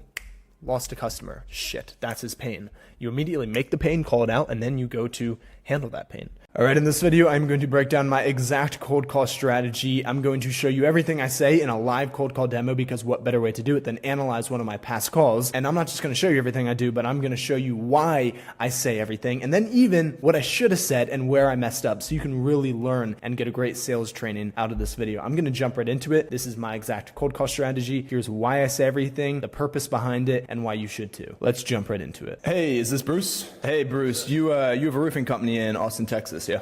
I do. Sweet. My name's Connor Cahill. You want the good news or the bad news? I'm asking him, do you want the good news or the bad news? Right? So that does a few things. That serves a multi-purpose, right? We're knocking out, 2 birds with 1 stone. So what this does is, first of all, it's witty, it's funny, it's almost borderline comedy. So everyone sort of just drops their guard immediately. They don't get the sales friction, and it just creates so much curiosity. No one hangs up right there. Maybe 1 out of 10 people who answer hang up there. No one hangs up there. So you at least get your foot in the door. And it builds comedy, it builds curiosity, maybe even a little laughter. That's all rapport. So what it does is, get your foot in the door, drops their guard a little bit, but the biggest thing it does on the back end, and this is the second bird that it kills, they always say the bad news. Everyone says the bad news because humans are psychologically triggered to ask for the bad news first because the bad news always creates anxiety and we want to solve that anxiety quicker. So everyone says the bad news. And then when they say the bad news, they're opening up a door for you to walk in, take their pain, show it to them because the bad news is their pain that I can solve. And then I'm going to walk into that door that they opened for me and I'm going to press into that pain. Bad news. Entertain me. Yeah. So I called your roofing. Entertain me. Point in case. Company 3 times yesterday and didn't get anyone on the phone once. That's the pain. The pain is that I'm calling his business, other people are calling his business, and no one's answering the phone. That's lost revenue.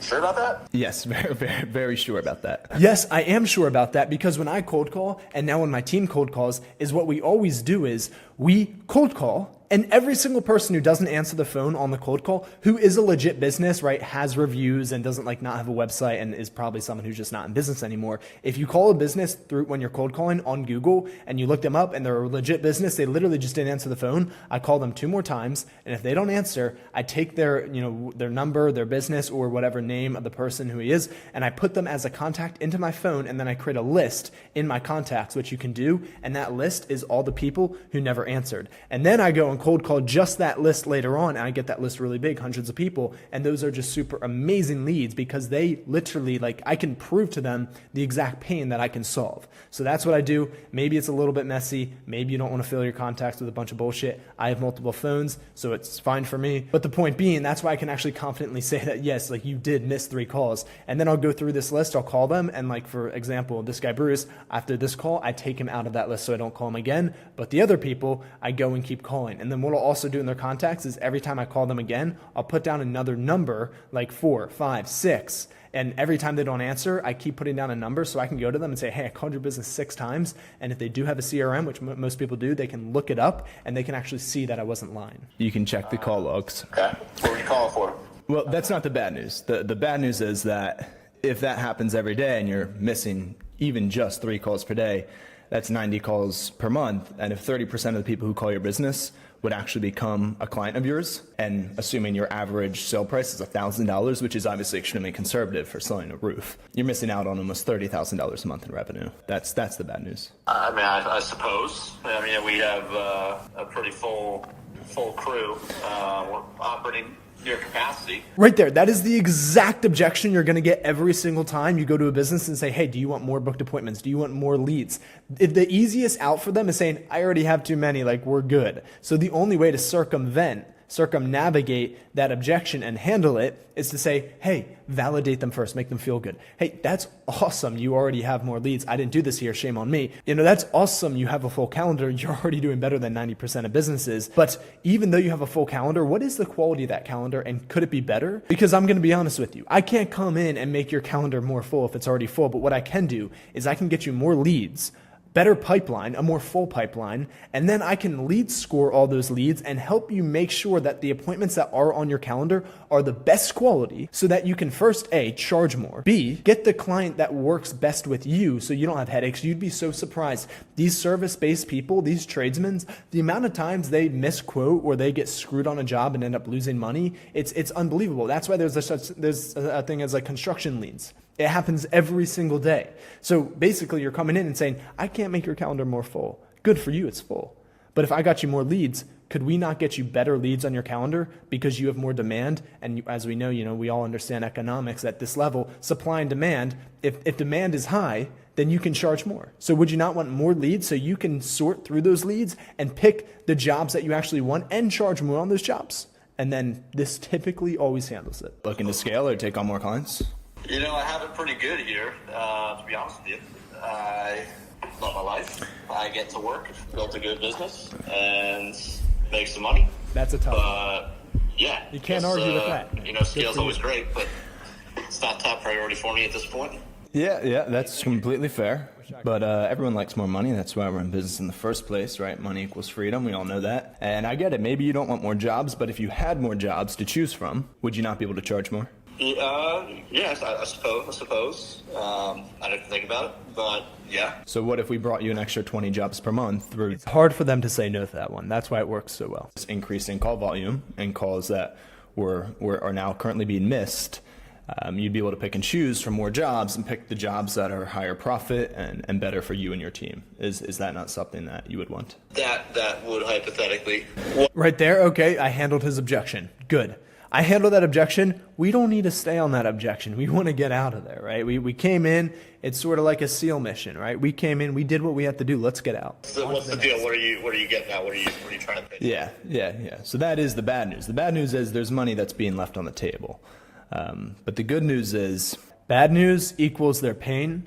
Good news equals how I'm going to solve that pain for them and get rid of it so that his company can start making more money. Come into your business, I'll install an AI receptionist, something you don't currently have, something that will take calls every time you are not. It creates a bit of a storyline when you do that. The bad news, the good news, this, that. It just creates a storyline, and when there's a story involved to it, it just captivates people more.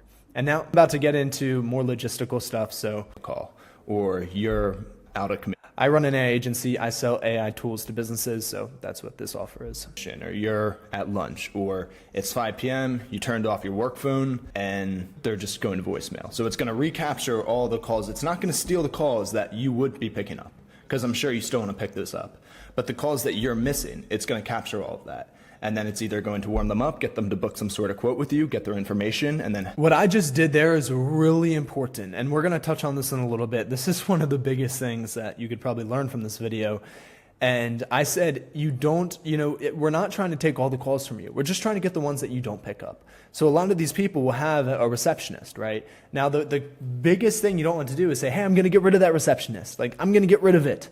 Because what you're then doing is saying, in order for you to work with me, you have to fire somebody. That's one more step that they have to take in order to work with you that you don't want them to have to take. No one wants to fire anybody, especially if they're a business doing good. So in business, and this goes for everyone, when you're getting a client, you need to make it so frictionless and seamless for them to work with you. The payment should be seamless. The The onboarding should be seamless. The implementation should be seamless, and they shouldn't have to go and fire anybody. You're just giving him a reason to not work with you. No one wants to fire anybody. Firing people sucks. It's like breaking up with a girlfriend or boyfriend. I wouldn't know.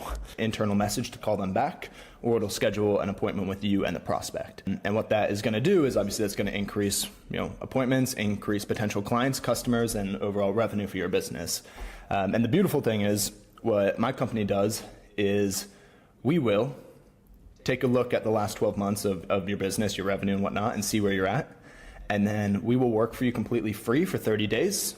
And then 30 days from now, we will reassess and we'll see how much extra revenue you brought in because of us being that new variable in your business. And if we don't, then we part ways and you tried something that could be super beneficial to your business and you didn't really lose anything. So right there, I just skipped through a tiny bit. I'm just going through my pitch and my offer. It's nothing, it's semantics. Hey, I run an AI agency. I help people install AI tools into their businesses, yada, yada, yada. I'm going to increase your revenue by doing it. I mean, I have one of my guys right now that handles all the inbounds. Are you telling me he's not doing his job that well? Essentially, yes. And you can look at the call logs, assuming you have a CRM setup. I did call your business 3 times. If I could go back and do it again, would I have called out that guy? Probably not. Did it happen the moment? Sure. Just say I got no one on the phone. And if you extrapolate that out, right, obviously that can become a quite exponential factor after 365 days of that. Yeah. Would this eliminate the need to have my guy? See, you can already hear it in his voice, the hesitation. You know when someone's saying something with a positive or negative connotation on it. You can clearly tell here that it's negative. He doesn't want to get rid of his guy. Now, I'm going to be honest with him a little bit. I'm going to show him the power that it does possess.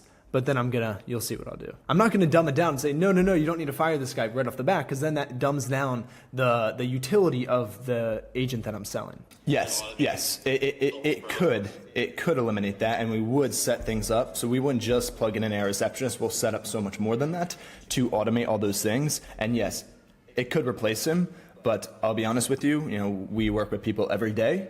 And some people just don't want to replace the receptionist, right? They don't, or the person taking their calls. They still want that human touch, which is completely fair, but they want to implement something as that net to recapture anything that falls through the imperfections of what the net to recapture. Make a mistake here in a second. I'm going to show you what it was and what I should have said. And that still brings in a ton of revenue. And then some people will be dependent on the business. Yeah, I don't see the need to have a $3,000-$4,000 per month salary that I'm paying out when I have this, and that's completely fair as well. And that's, obviously we like that more because that right off the bat, we're now saving you $3,000-$4,000 a month, right? 30-40 grand a year. That makes our services seem more valuable, but we want to do what's ever best for you. Just being honest. Right. I mean, I've had similar pitches before. I think for me, it just doesn't feel right to have a robot picking up the phone when I have a customer calling. We pride ourselves on a personal touch. It goes in line with the work that we do, right? We pride ourselves on the quality of work that we. Okay. Now, what do you think I should say? Think about it for a second. Well, I'll tell you right now. I'll tell you what I should say here. What I should say here, if I could, go back in time and go to Connor in the past and say, go into zero quick, what I'd say is this right here. Would you rather have someone call your business and no one answer? Or would you rather have someone call your business and have an AI pick up that gets them back in touch with someone who is going to actually, talk with them and answer on the phone? What looks worse on your business? Because we're not getting rid of the receptionist. So if your receptionist is going to pick up the phone, great, nothing changes. This question that you ask is only relevant for the person who has a bad experience with your business because you didn't pick up. So condense that however you want, but that's what I would say. Would you rather, what's a worse, I would say what's a worse, you always want to be asking them questions, you want to talk less. What's a worse scenario? What's a worse experience for the customer? Them calling your business and no one picking up? Or them calling your business and at least having an AI pickup that then sends them a bunch of information, gets them booked for a consult, and gets the leader, customer, client, potential client in touch with someone at your company? What's worse? And obviously, the answer is, there's literally, it's not, there's no two answers to that. It is just the latter. It's, well, yeah, you're right. I'd rather at least have someone pick up. I made a mistake there. I admit I was wrong, and I'm sorry. I won't do it again. On roofs in Austin here, and have a great reputation, and I fear that having a robot pick up the call at first point of contact diminishes that reputation. So we've shut down a lot of these conversations, just to be frank with you. I totally agree with that, to be honest. I hate AI. I don't like it, but it's where the world is going. And I agree with you. If I was in your shoes and I ran a business that was service-based, I would still have someone who's taking the phone calls. But what I would definitely do is have some sort of AI system set up to recapture all the leads that fall through the cracks. Because that would just be dumb not to, right? Like if dumb not to, I didn't need to say all that other fluff. I should have just said, what's a worse experience? Is it no one picking up at all, or at least having this pickup, which is actually really good still? That's what I should have said. Got too wordy. And in fact, this entire thing was too wordy on my end. I should have just asked some more questions and listened. It did end up doing well, and obviously, we booked him in, but it wasn't as good as it should have been. Someone's going to call you and you're not going to answer the phone. Why not have a safety net there that recaptures that lead, re-engages them, and then lets them know, hey, we'll call you as soon as possible, or we'll set up a quick appointment with you to recapture that lead, right? Because you're a roofer. You probably pride yourself in your work. You probably think you're one of the best roofers in Texas, and you should. And if you're one of the best roofers in Texas, then you have a moral obligation to be serving. I made another mistake here.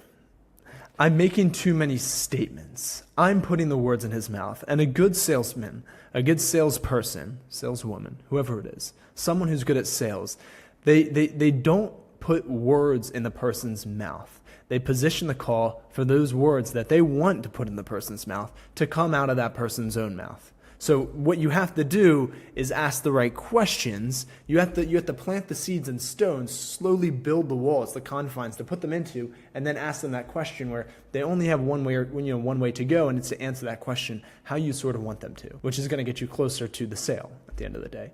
I didn't do that here. These people, the best roofs that they can get, because you don't want them going somewhere else and getting a bad roof that starts leaking in a few months, yada, yada, yada, yada, right? And in order for you to fulfill that, you need to be serving these people. And it's not fair for them to call your business. By the way, I'm in Byron Bay, Australia right now. First time in Australia. It's pretty nice. I'm going to go over to Bondi Beach. So Australian people, go say what's up in the comments. Let me know where I should go next too.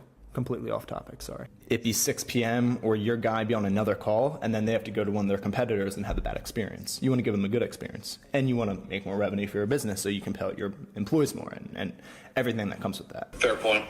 What's the loss? It's a fair point, and I'm correct, but I shouldn't be the one that's correct. He should be the one that's correct. He should have came. If I was a good salesman, which I'm clearly not, I would have nudged him to make that assumption, not me. What's the loss with setting that up? What does the re-engagement look like? Is it a text? Is it a... Now this is going to get boring because you have to have a fine line between emotion and logic in sales. And sometimes it depends on who you're selling.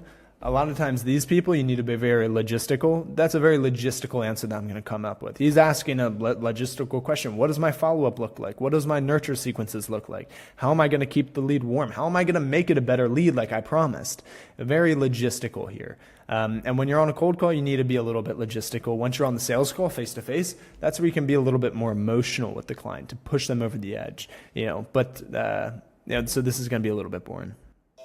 Is there a robot leading that call in action in order to get comfortable with something like this? Right here, he just said, I need to see the AI in action in order to get comfortable with something like this. And what I should have done here is I should have just said, you've actually been talking to the AI the entire time. This is the AI, Bruce. And then I should have had, pretended to be the AI the rest of the call and then get him booked. Kidding, I shouldn't have done that. But what I should have actually done here is probably called the AI, because what I didn't realize until when I looked back at this is I actually should have said that and then said I was joking. He probably would have laughed. Again, laughter builds rapport. Always make people laugh. Make people laugh. It's the biggest cheat code in sales. But what I should have done here is because I didn't realize how logistical this guy was. He's very logistical. He's very type A, very analytical, not an emotional sale. I'm not going to get him on emotion, only on logistics. And here I'm like, I don't want to have to I don't need to show you this. That's irrelevant to the point because that's too much logic. That's too much science. It's too much math. But here I should have showed him and demoed the AI on the call with my other phone. I should have done that here, but I didn't even just pick up in the moment because I was so sort of in my flow state that this guy was a very type A person, and that I should have actually re-catered my approach to fit, his needs. But to me, that's interesting enough. I'd be curious to see that. Okay, so here's what we'll do. We can book a call. And now the other thing that I did, this was all right, I guess. Why didn't I show him the AI? Like, why didn't I do it? Because then, like, all my cards are on the table. Like, once I show him the AI, my cards are on the table. And trust me, you don't want your cards on the table until you're in a meeting, right? You want to get in that meeting, that face-to-face Zoom call, before you put all your cards on the table. Because it's much harder to handle objections over the phone than it is face-to-face on camera, on a Google Meet or on a Zoom. So when you put all your cards on the table, it brings up a lot of objections, or it can. So whether it's asking for a demo or something else logistical, you don't want to show really behind the curtains. You don't want to show the bones of everything until you're in a place and a more proper manner and setup to be able to handle those objections that are inevitably going to come. But I used it as leverage, not showing him the AI, because he did say the word curious. He said the word curious, so I said, he's curious. I'm not going to show him the AI now. I'm going to use this as fuel, momentum, to get us to get onto that call. Maybe in like 2-3 hours, and it'll be a quick like Zoom meeting. In those 2 hours, I'll take your current website and I'll put it through my AI. I'll scan everything about it, so that AI voice agent will know everything about your business. I'll do a little bit of structuring itself. I'll do some configuring, and then we can hop on a call. You can demo the AI.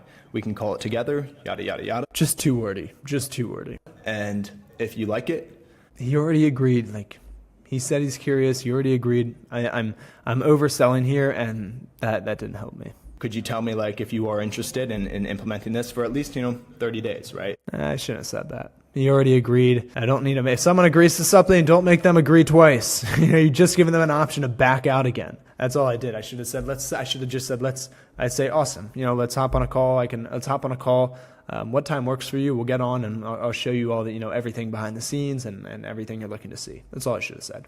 Because I don't want to go spend 2 hours of my time building this out if you just really just want to trick your curiosity by seeing it. But if you tell me if you did like it and you like the idea, yeah.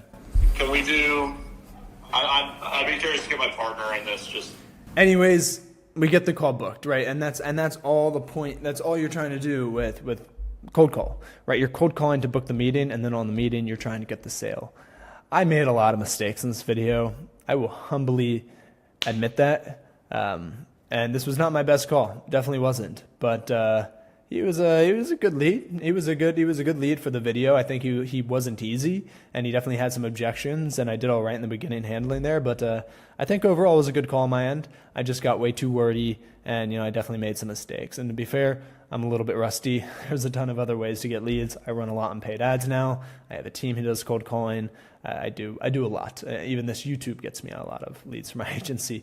So I'm not the best. I'm not claiming to be the best at cold calling. You're the pinnacle of what all my viewers are looking to achieve. 19 clients. You're above 10K MRR. Yeah. So you're charging roughly. With everything I just showed you, for one client, yeah, I can get to 50K. I can get to 100K. We got Will Negron here, and he started his AI agency not too long ago. A lot of people who watch my YouTube, they're people who have either just started an AI agency, just looking to start, or have started for a little while and are trying to get more advice to help scale and whatnot. And you're sort of the pinnacle of what everyone is trying to achieve, right? Start your AI agency within a couple of months, get 20 clients, be making $10,000+ a month. You're the pinnacle of what all my viewers are looking to achieve. So I guess I'll just start this off by, how'd you do it? Yeah, no, kind of appreciate you allowing me to get on this little podcast here. But yeah, I mean, I started at the end of December, and working with you guys. I want to say, I want to say in January, and learned a lot with what you guys were doing with Agency Vault. Looked a lot of the Skool trainings that you and Garrett were putting together, and I just hit the ground running. Working a full-time job, having another side hustle, having the kids 50% of the time. I couldn't do everything, but I just realized what the opportunity could be about. So it was more of like organically, things just kind of kept going and going, where I like just really built just good traction to like get my business out there. But How'd you get your first few clients? I would say the networking group. So I joined a networking group, and this is something like that I even tell people, like with this whole AI business, a lot of companies they want to see maybe somebody like in person, somebody close. AI is something maybe some people just might be a little bit scared about. So to have someone that you can kind of grasp and like see. And again, with everything that I was doing, I didn't know how to do any of the ads or anything like that. It was just still brand new, and I didn't know really anything from anything. So if I could go and actually see somebody in person and talk to them and them see me, I think within my community, that was something that was important for them to see. So it was a networking group. Joining the networking group within the first 1 or 2 meetings, one of a window tinting company decided like, hey, I work with a third party now, but if you're going to be in the group, I'll just work with you doing your AI receptionist. Yeah, there's nothing better than that personal touch. I used to I don't say it too much anymore, but I used to say all the time, go to business events, business fairs, some sort of event where there's like a dense concentration of business owners around you. They all need this stuff. And it breaks the ice. It builds that rapport. People want to buy from people they know, like, and trust. No better way to do that than exactly what you did. Yeah, no, for sure. And so again, I think more so for me, it was let me connect with people, like, and just give me a little bit of my background. So being in business to business sales, door to door sales, really just doing that. I would want to say maybe 15 years of my life. Really, the last 10 to 12 years was really like payroll sales, like working for the top 2 payroll companies in the country, and just really knowing their process and what they do, and trying to build relationships, getting referrals. Is like I just kind of just use that, and like I know the sales process. It's just learning the AI, the websites, the SEO, and all that stuff, and really bringing it all together, and just making it my own. Yeah, and you really, and this is like, I don't think there's any better way to do it because too many people sit on the sidelines for too long. You threw yourself into the fire. I remember, like, you got these clients. You really didn't know too much of the tech stuff. You were just like, burn the boats. I got a client. We got to figure this out. We don't really have a choice.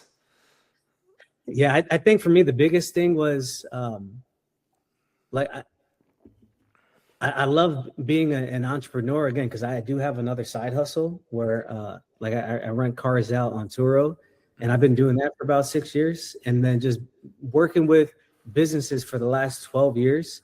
I just made so much money for those payroll companies. It's just like, you know what? I got to make money for myself. And if I have a solution that I could make reoccurring revenue on and make sure my clients are good, because it's always been that way. My clients have always been taken care of. Like, I've taken really good care of them. So if I could do it for myself and take care of these clients and then have a solution that works, and AI is here, like they could either take part of it, or like they're just gonna really miss the boat, and their customer or their competition is gonna overtake them. Like, having a solution like that, realizing that, and I just wanted to make money. Like, I saw videos of you making all this money, other people, other business owners making money for themselves, and I'm just like, well, if they could do it, like, why can't I do it? And I hit the ground running. Yeah, no one's special. No one's special. So you've been doing this for what, 3-4 months? I want to say my first sale. So when I was like, it might have been just a few weeks of doing Agency Vault and learning things, and then decided, you know what, I'm going to join this networking group. So I think my first sale was like in the very beginning of February. So fast forward, like within, like, it's probably been like 90 days of actually like since you got that first client. Right. And you have, how many clients do you have now? I want to say like 18 to 19 clients. And you're like, you're above 10K MRR. Yeah. So you're charging roughly like $500 per month, sort of. Right, No, and correct me I if I'm wrong. Yeah, go. I'll let you yeah, speak. yeah, I have three different tiers. So it's, I mean, you could have services a la carte, but like who wants, I mean, I guess it just depends on the type of business, right? Right. So there's three different options. There's a good, better, best, and depending on the service, depending on the type of the clients you come in contact with.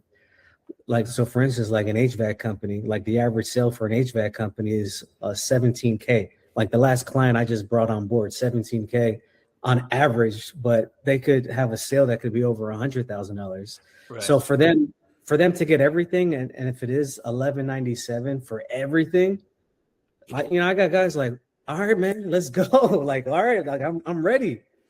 So a lot of the clients, just, I guess, just depending on who you're talking to and like their average sale, if you could just price it right, it just makes sense. And like I get guys that are just like, they're excited to come on board just because of my whole sales process and what they would get. Yeah, I want to get into that process a little bit in a second, but you're absolutely right. I think a lot of people, they want such a fixed price. It seems easy and simple, but it's like, and maybe it's my fault. Like I always say just like $500 per month on average, and I say like I do that on my YouTube, and I do sort of like have that there as a cornerstone, if you may. But it's very flexible. Like if you're working with a client who's like HVAC and they're charging 20 to upwards of $100,000 per client, you save them one client a month. You're solving them a bottleneck that's worth tens of thousands of dollars, right? And a $30,000 bottleneck, it's not worth $297 a month, right? It's like that's worth $1,000 a month. That could be worth $3,000 a month. If you're saving $30,000 a month because of the solution, and you charge $3,000 a month, $3,000 seems high for a simple AI receptionist and maybe some other automations. And maybe it is, you wouldn't charge that much, but still that's a 10x return on their investment. So if you can frame it that way on the sales call, it can be powerful, just framing it in regards to the revenue outcome that they're going to then get. Oh, for sure. Like, so just recently I signed up a pool company and like went through everything, went through all the things that they would be able to get: an AI receptionist, an AI chat agent on the website, a beautiful website, SEO services, a suite of SEO services. So you're going to get all these different things. And he's like, all right, I mean, this sounds good, but let's talk about ROI. Like what is this going to cost me? And I said, well, if you think about it, like what is your average cost for a pool? And he's like, typically, I'll make around 20% of the overall sale of the pool. But the average pool, let's just say, is 100 grand. So if he's making 20K, I said, listen, with everything I just showed you for one client, if I got you with all these services for one client, you're already making more than all the, like, if I just save you one client for 12 months, you already made your investment and more. Mm-hmm. Yeah, got him on board. But that's typical, like with paving companies I'm working with, HVAC companies. It's just like it just makes sense for them. So you kickstarted your business with this networking group. You got some clients there. How are you getting clients now? Is it referrals from those people? Are you doing some other sort of techniques to get clients? And then also after this, I'd like to talk about your plans on scaling. Right, you can't run like the one person game forever. You want to, and I'm not going to go on a tangent here, but a big bottleneck for a lot of business owners is they think the same things they did that got them to 10K a month is going to get them to 100K a month and $1 million a month, and it's like it's different. But I'll let you go. Yeah, no, I mean, I call those type of problems champagne problems. Like, hey, if we're trying to, you're at 100K or trying to get there. So I would say. So I go to the networking group every single week. Okay. So like even more people in the group. Just people sort of flowing in like new every month. Is that a true statement? So there's like BNIs, there's different, BNI is a Business Networking International. And I would say pretty much everyone, everywhere in the country, like has a BNI group. But then there's also other type of local groups. So mine is Refer to Grow in Fresno, California. So like they have different type of networking groups. So in mine, there's around 30, like 32, 33 different members. So, and there's all type of industries there. So like you do have the home services, but then you do have insurances and real estate and things of that nature. So you get everyone's buy-in. Like I signed up a custom jeweler. Like she's she's an amazing, awesome lady. Custom jewelry. So niche. I got her on board, and like she's someone that knows everybody in my town. Like the people in that group, they know a lot of other people. So even if I gave them more of a discount to take care of them, the fact that they have a service, and depending, like not all of them get every service. Some might not want AI. Some might just want a website and like a way to attract business to their business. But now I have buy-in from, like now within the group, I think there's like 4 people that are using some sort of service that I have. And then they talk about me. And when we do our one-on-ones, it's just easy for them to refer. So the networking piece is definitely something I'd recommend, especially someone new, like to be able to connect with other business owners and just have one-on-ones to get to know their business and how you can help them and vice versa. The other thing too is like prospecting. Like I go business to business. I'll shake hands with people. I'll introduce myself to where like I am like the AI guy, the website guy. And like I make sure that business owners stop losing money from missed phone calls. And if they don't, if that's something that doesn't appease them, then it's like, well, I look at the Google reviews or I look at their website. So like whatever way I could get in, I could get in. But like prospecting, even making phone calls, and again, because of working full time and like having my kids, like I want to maximize more of that. But yeah, I mean, I've done the phone calls, prospecting business to business, the networking group. So like, and then now it's the referrals. Like there's guys like even like one of my HVAC guys has already referred me to 2 or 3 other businesses that has signed up. So like I have one HVAC guy signed up for $11.97 a month. And then like he's loving the service. He referred me a paving company that they're gonna give me, I think, a verbal of $11.97 a month. But then he also referred me a guy that just signed up in a different territory. He didn't want someone in his territory, like for me to work with him. He's like, hey, I got another guy over here. And he came on board, but he owns an HVAC and a dust cleaning company. So I just gave him 50% off of the second company. I said if it was $2K, and I'm gonna get $1,800 a month from this one business. Sorry, what does your referral fee look like? Referral fee? Yeah, or are you like, what's the incentive for these businesses to be referring you to other one? Is it just like the kindness of their heart, or are you dishing them back something? Yeah, and it's great. I mean, it's crazy because like as business owners, if you have a system or if you have something that works, because a lot of them they talk to each other. Like there's good buddies, good friends, and like if there's something that they see that works for them, they're gonna tell their buddies about it. So like I'm not even doing like a referral fee or anything like that. But I will say with that HVAC guy, I told him before I was gonna give him a website and I was gonna charge him I think like $2K, like $2,000 to set up his website. But because he's referred me to these other guys and they came on and they paid a lot of money, I said, listen, whenever you're ready, I'm gonna hook you up with a website. And then he even said, hey, I got somebody else for you too. Sweet. So you've nailed the organic marketing.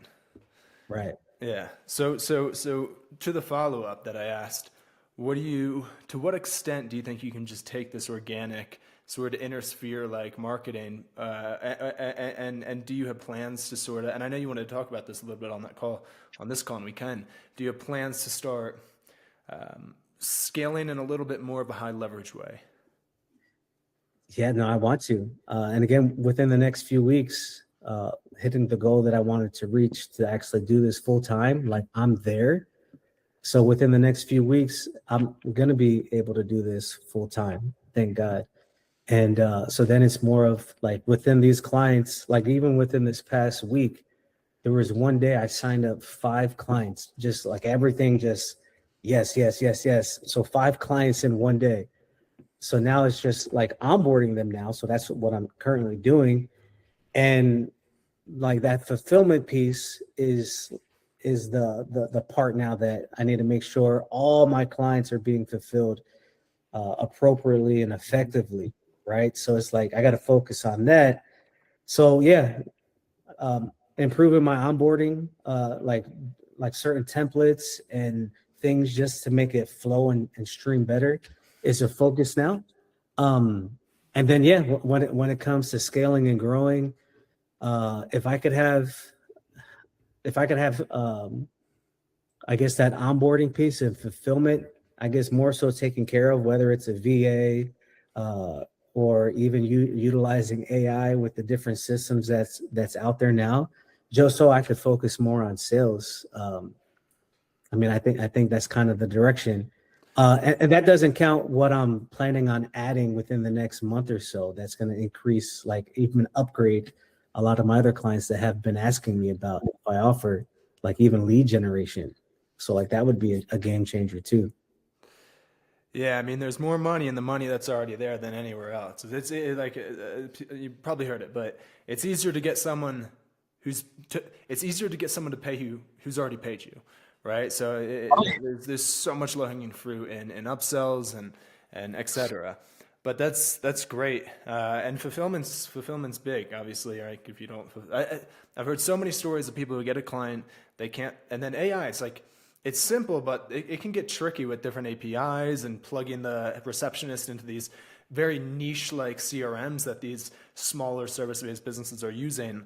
And then they lose the client because they can't fulfill. So fulfillment's a huge piece in client retention, and it's huge, but it's not difficult to automate and scale. Like for your instance, I mean, even we offer services where for people who have helped like you, where we'll do done for you fulfillment. So any client you get, we'll take care of the fulfillment. In your case, you're doing over 10,000 a month. Like it makes sense to build your own internal team, and that could be hiring a VA or someone even in the States or in Europe, like some of the Eastern, Romania, Albania, some of those countries, perfect English, really professional employees, and they're really smart. You could hire one for 2,000 a month and keep them full time, and they would probably be able to do every bit of fulfillment. And then also on top of that, like they would have more time. They could do all the fulfillment, and also they could easily keep their calendar open for all of your clients to just be able to book a call with them. Hey, I want to change this, change that. I want to add this. And then they can also work as sort of a CSM, client success manager, and sort of play a couple of hats. Because again, if you're getting one client a day, it's not going to take more than a few hours in some cases to fulfill. So it's like a really easy thing to do, and it'll save you like just so much time. Right. Yeah. I mean, it's just a matter of like seeing that, right? Having conversations with you or just continuing to do more research. Like I've just learned over the last 4 months, just even like when I went to a home and garden show and I saw a lot of different home service companies, how receptive people were with AI and things that they were already implementing and doing, like for their business specifically. It just encouraged me more like, man, I have to be a student of this game because there's so many different tools and things available from an AI standpoint. And if I learn these things and implement these things, it's so valuable for these home service companies or really just any business. And they're going to pay for it because they're going to have a competitive advantage for their competition, from their competition. Yeah. And people are willing to spend money on this type of stuff. Like every business owner, including you, including myself, what every business owner needs to ask them is, and again, this is once you're making money as a business. Once you're profitable, again, whether that's even a couple thousand a month or 10,000 a month or millions of dollars a month, the number one question a business owner has to ask himself is, I need to make sure what's the one thing in this business that no one else can do but me? And then you have to make sure all your time's going there. Because like so much can be delegated, so much more than we all think can be delegated. Even myself, it's like I think there's something no one else can do. So if you can get the right talent, someone else can do it, probably even better than you. And you just need, as a business owner, you need to focus on the one thing that no one else can replicate. And starting out, that's slowly going to change. Like for you right now, you're obviously extremely personable. You can just sort of not finesse, but you can finesse your way around a good conversation, and not that you're like being manipulative or anything. You're just personable, and people obviously enjoy speaking with you. They trust you quickly. It's like that's your leverage that you can't replicate within the business. You should be spending all your time doing the marketing, going to these events, working with clients, getting referrals, and every other bit of the business should be completely automated, including fulfillment, including onboarding even. Right. And I agree with that. But I think it's very important, especially for us that are starting off, to like know the process, like to fall in love with the process, know the process, because it's like you're the business owner. Mm-hmm. Like, how do you not know what to do? Yeah. Right. It's kind of crazy. Sometimes you watch those TV shows of like undercover boss, and like they go in and they have no idea what the process is. Like these CEOs. Yeah. So You got I'm to do it saying yourself to be able to manage your employees properly. you have to. Yeah, I mean, I think that's important. But again, as you said, as you continue to grow and as I'm growing, how can I scale? How can I do it efficiently? Like my strengths of obviously sales and personal referrals, like maximizing that. But again, a weakness is Google ads and Meta ads. Like if I learn that, and then again, I could I could outsource that too, but I think for me personally, I want to learn and know how to do that. And then if it comes to that point in time of being able to scale it, then I would do it then. But yeah, I just think being a student of the game is key as I'm scaling. Yeah, and we can definitely maybe on another call like do a deep dive on Google Ads, Meta Ads, etc. Because I think that's something you should definitely start looking into. And ads just build that consistency within a business. Or it always does. And again, like if you were to step out for 2 months, or you have a personal issue, like we talked about earlier, Right. everything would shut down because it's you. Like you're physically driving the lead flow. But if you have all it takes is like that one fulfillment guy we talked about who's so solid, and a media buyer, so someone running the ads, and like a sales rep, and it's like you could automate the heck out of this business. So that's something we'll definitely talk about. Yeah. But the ads are the ads in your case it'd be really interesting because if you could almost like, I don't know how big the city or town you live in is, but you could sort of just nail like Google ads to your specific town. And then on that page, I would just have so many testimonials because all your clients are in this concentrated place.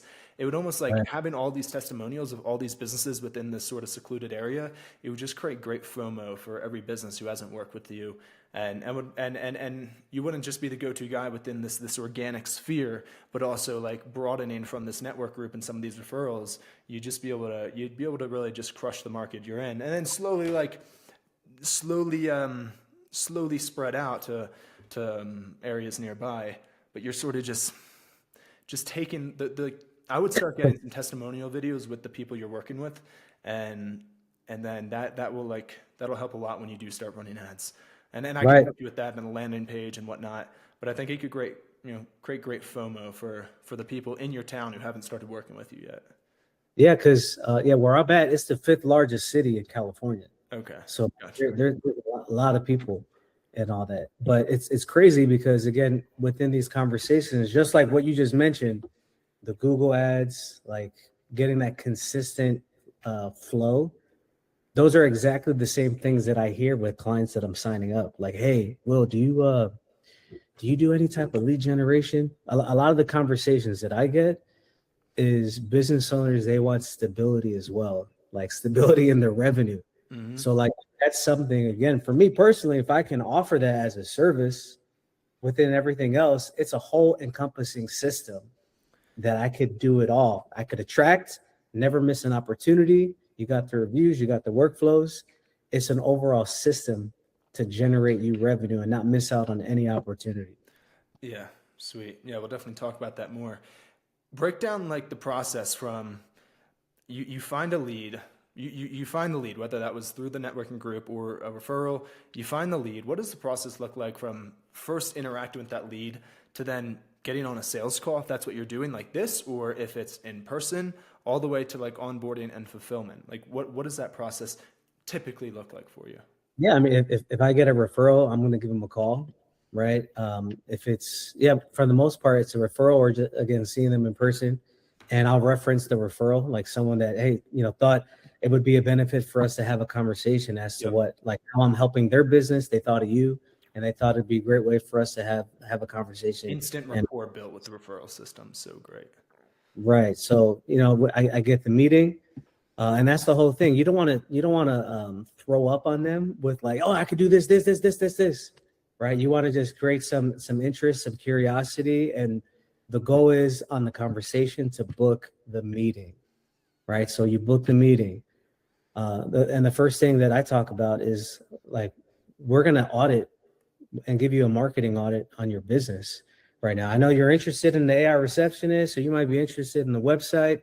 And that's all great. We're going to talk about that. But I pulled together a specific personalized report for your business to see where you stack up with what you're doing great and maybe opportunity and how you compare against all the other businesses in your area. And they're like, oh, great. So like still being new at the game, I'm not the one that's giving you the report.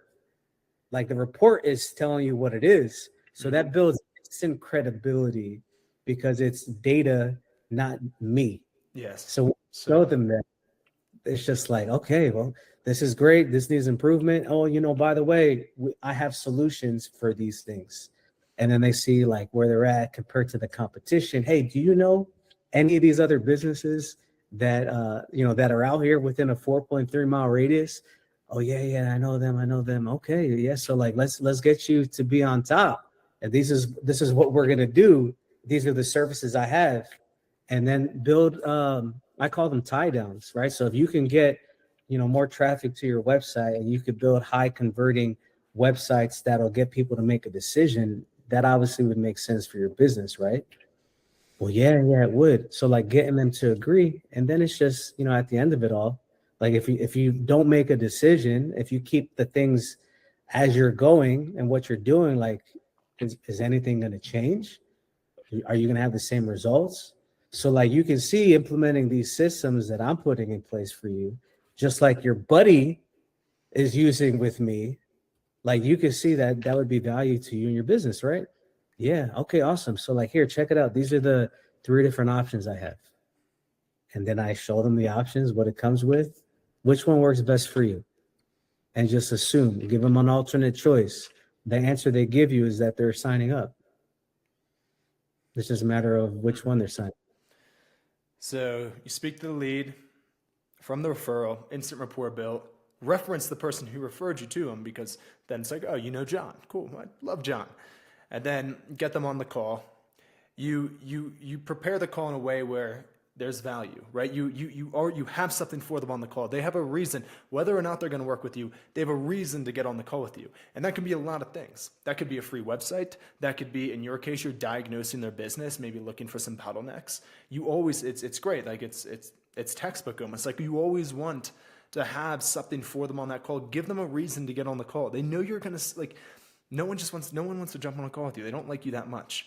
Come with something, give them a reason to be on the call, which you do.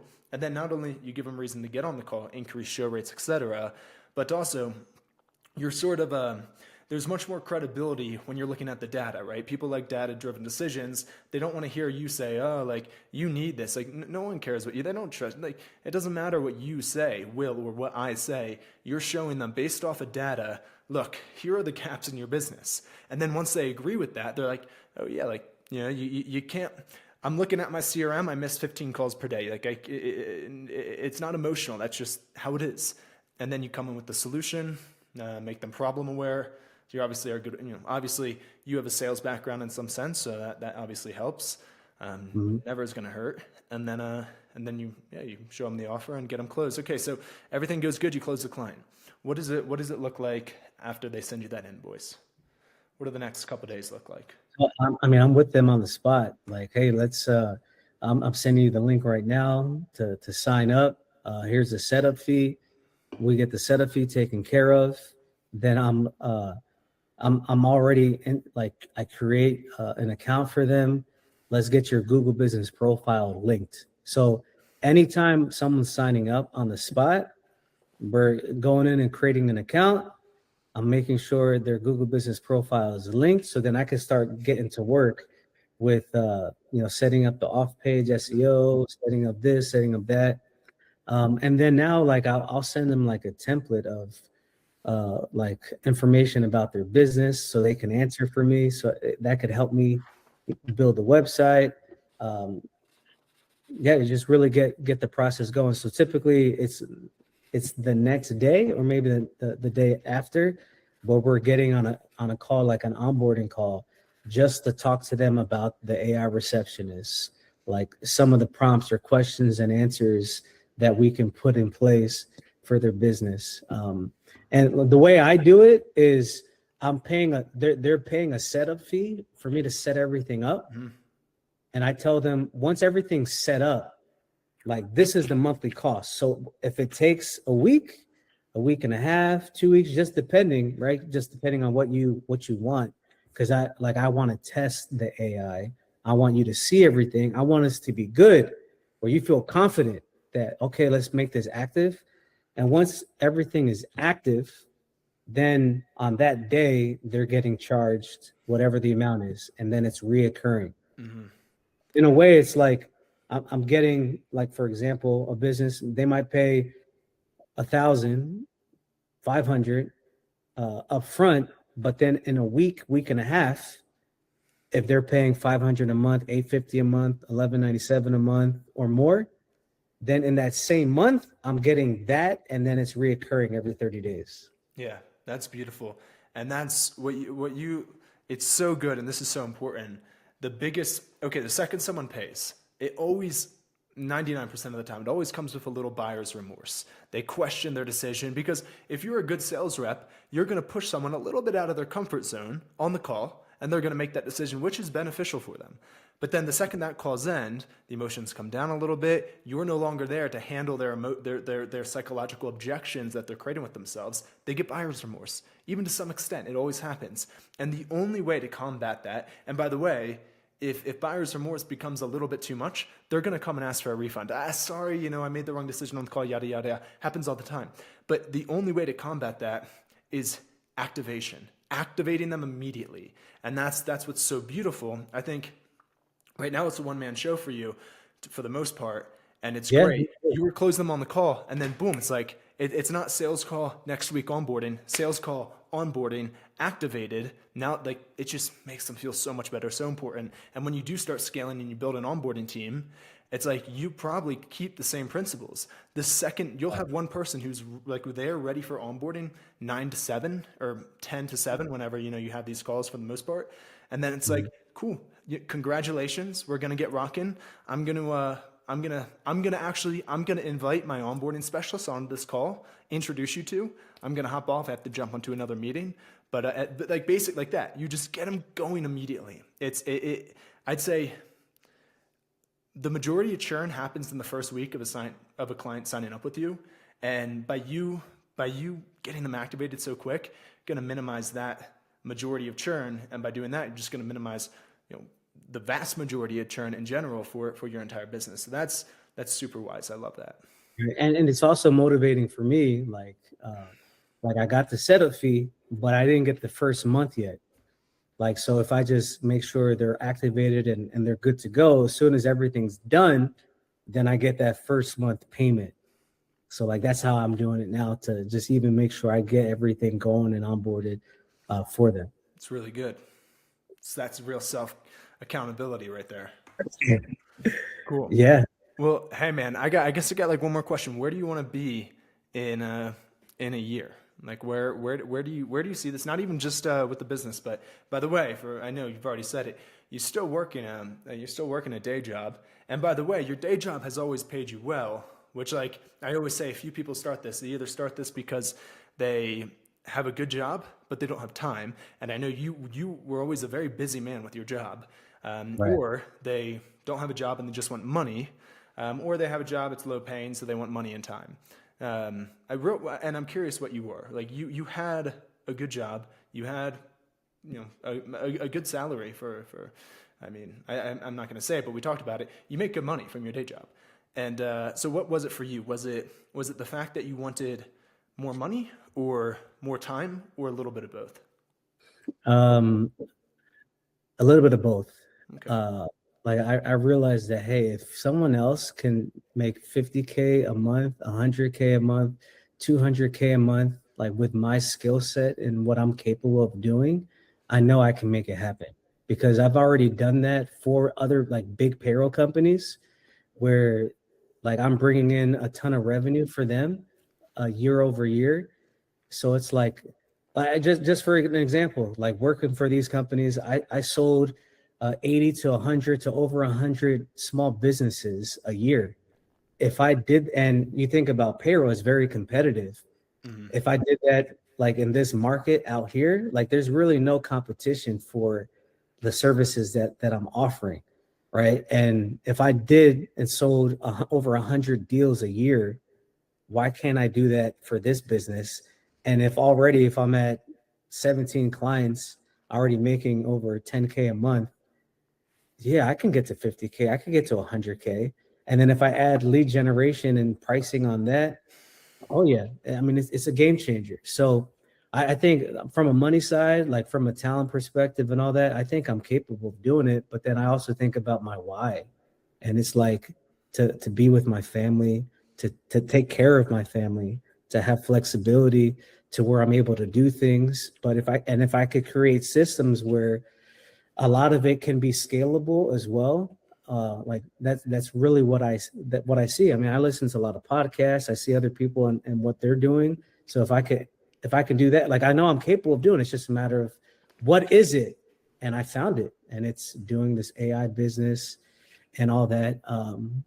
So yeah, so like that's the whole goal, to be a millionaire, to make this money, but then also help people, like very involved in the community, in church.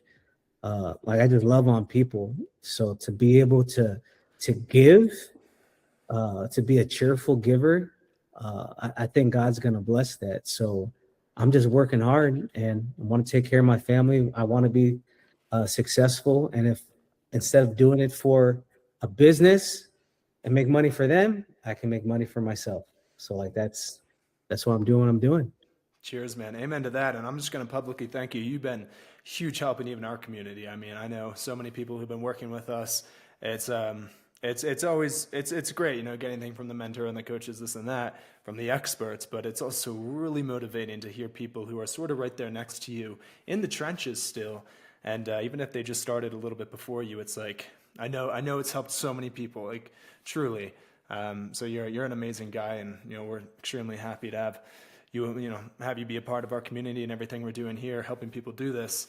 And yeah, I have no doubt you're gonna keep crushing it. You've been extremely fun to work with and extremely helpful to even us. And it's pretty sweet to see how quickly every day it's just client after client. It's absolutely nuts. And this is just the beginning, man. I'm telling you, like that goal I told you in the beginning, to be to making 100K a month, like it's gonna happen. So this journey is just a start. I'm excited, and yeah, I'm all about helping people. Like I think that if people reach out, they need help, I know it's gonna come back to me in some way, form, or fashion. So yeah, I appreciate it, and appreciate you guys. You and even Garrett, just for kind of giving me that push, like, or opportunity, just to even get in it. So yeah, no, I thank you too. Awesome, man. Well, again, I'll thank you one more time for hopping on with us. So many people are going to find this very valuable, very motivating. So I'm sure they'll all enjoy that. And yeah, that's really all I got. Keep crushing it, and we'll keep in touch. Sounds good, man. Sweet. Thanks, man. Con.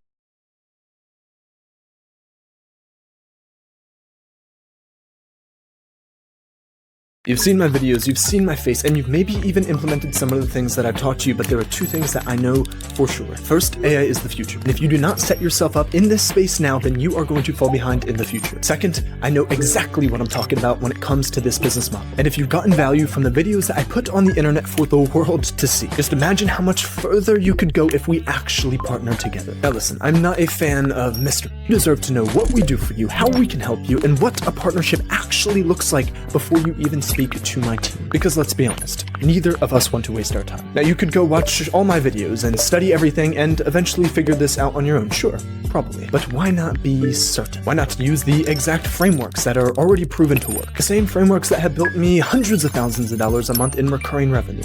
Here's what we do. First, we meet you where you are. This isn't some one-size-fits-all program. If you're just getting started, perfect, we'll start there. If you've already begun and are trying to scale, even better. Whatever the case, our goal is simple: to help you go from day one to 10, 20, or even $50,000+ a month with your AI agents. Now here's exactly how it works. Within hours of joining, you'll jump on a call with our client success coach. This is someone who's already doing exactly what you're trying to do, just further ahead.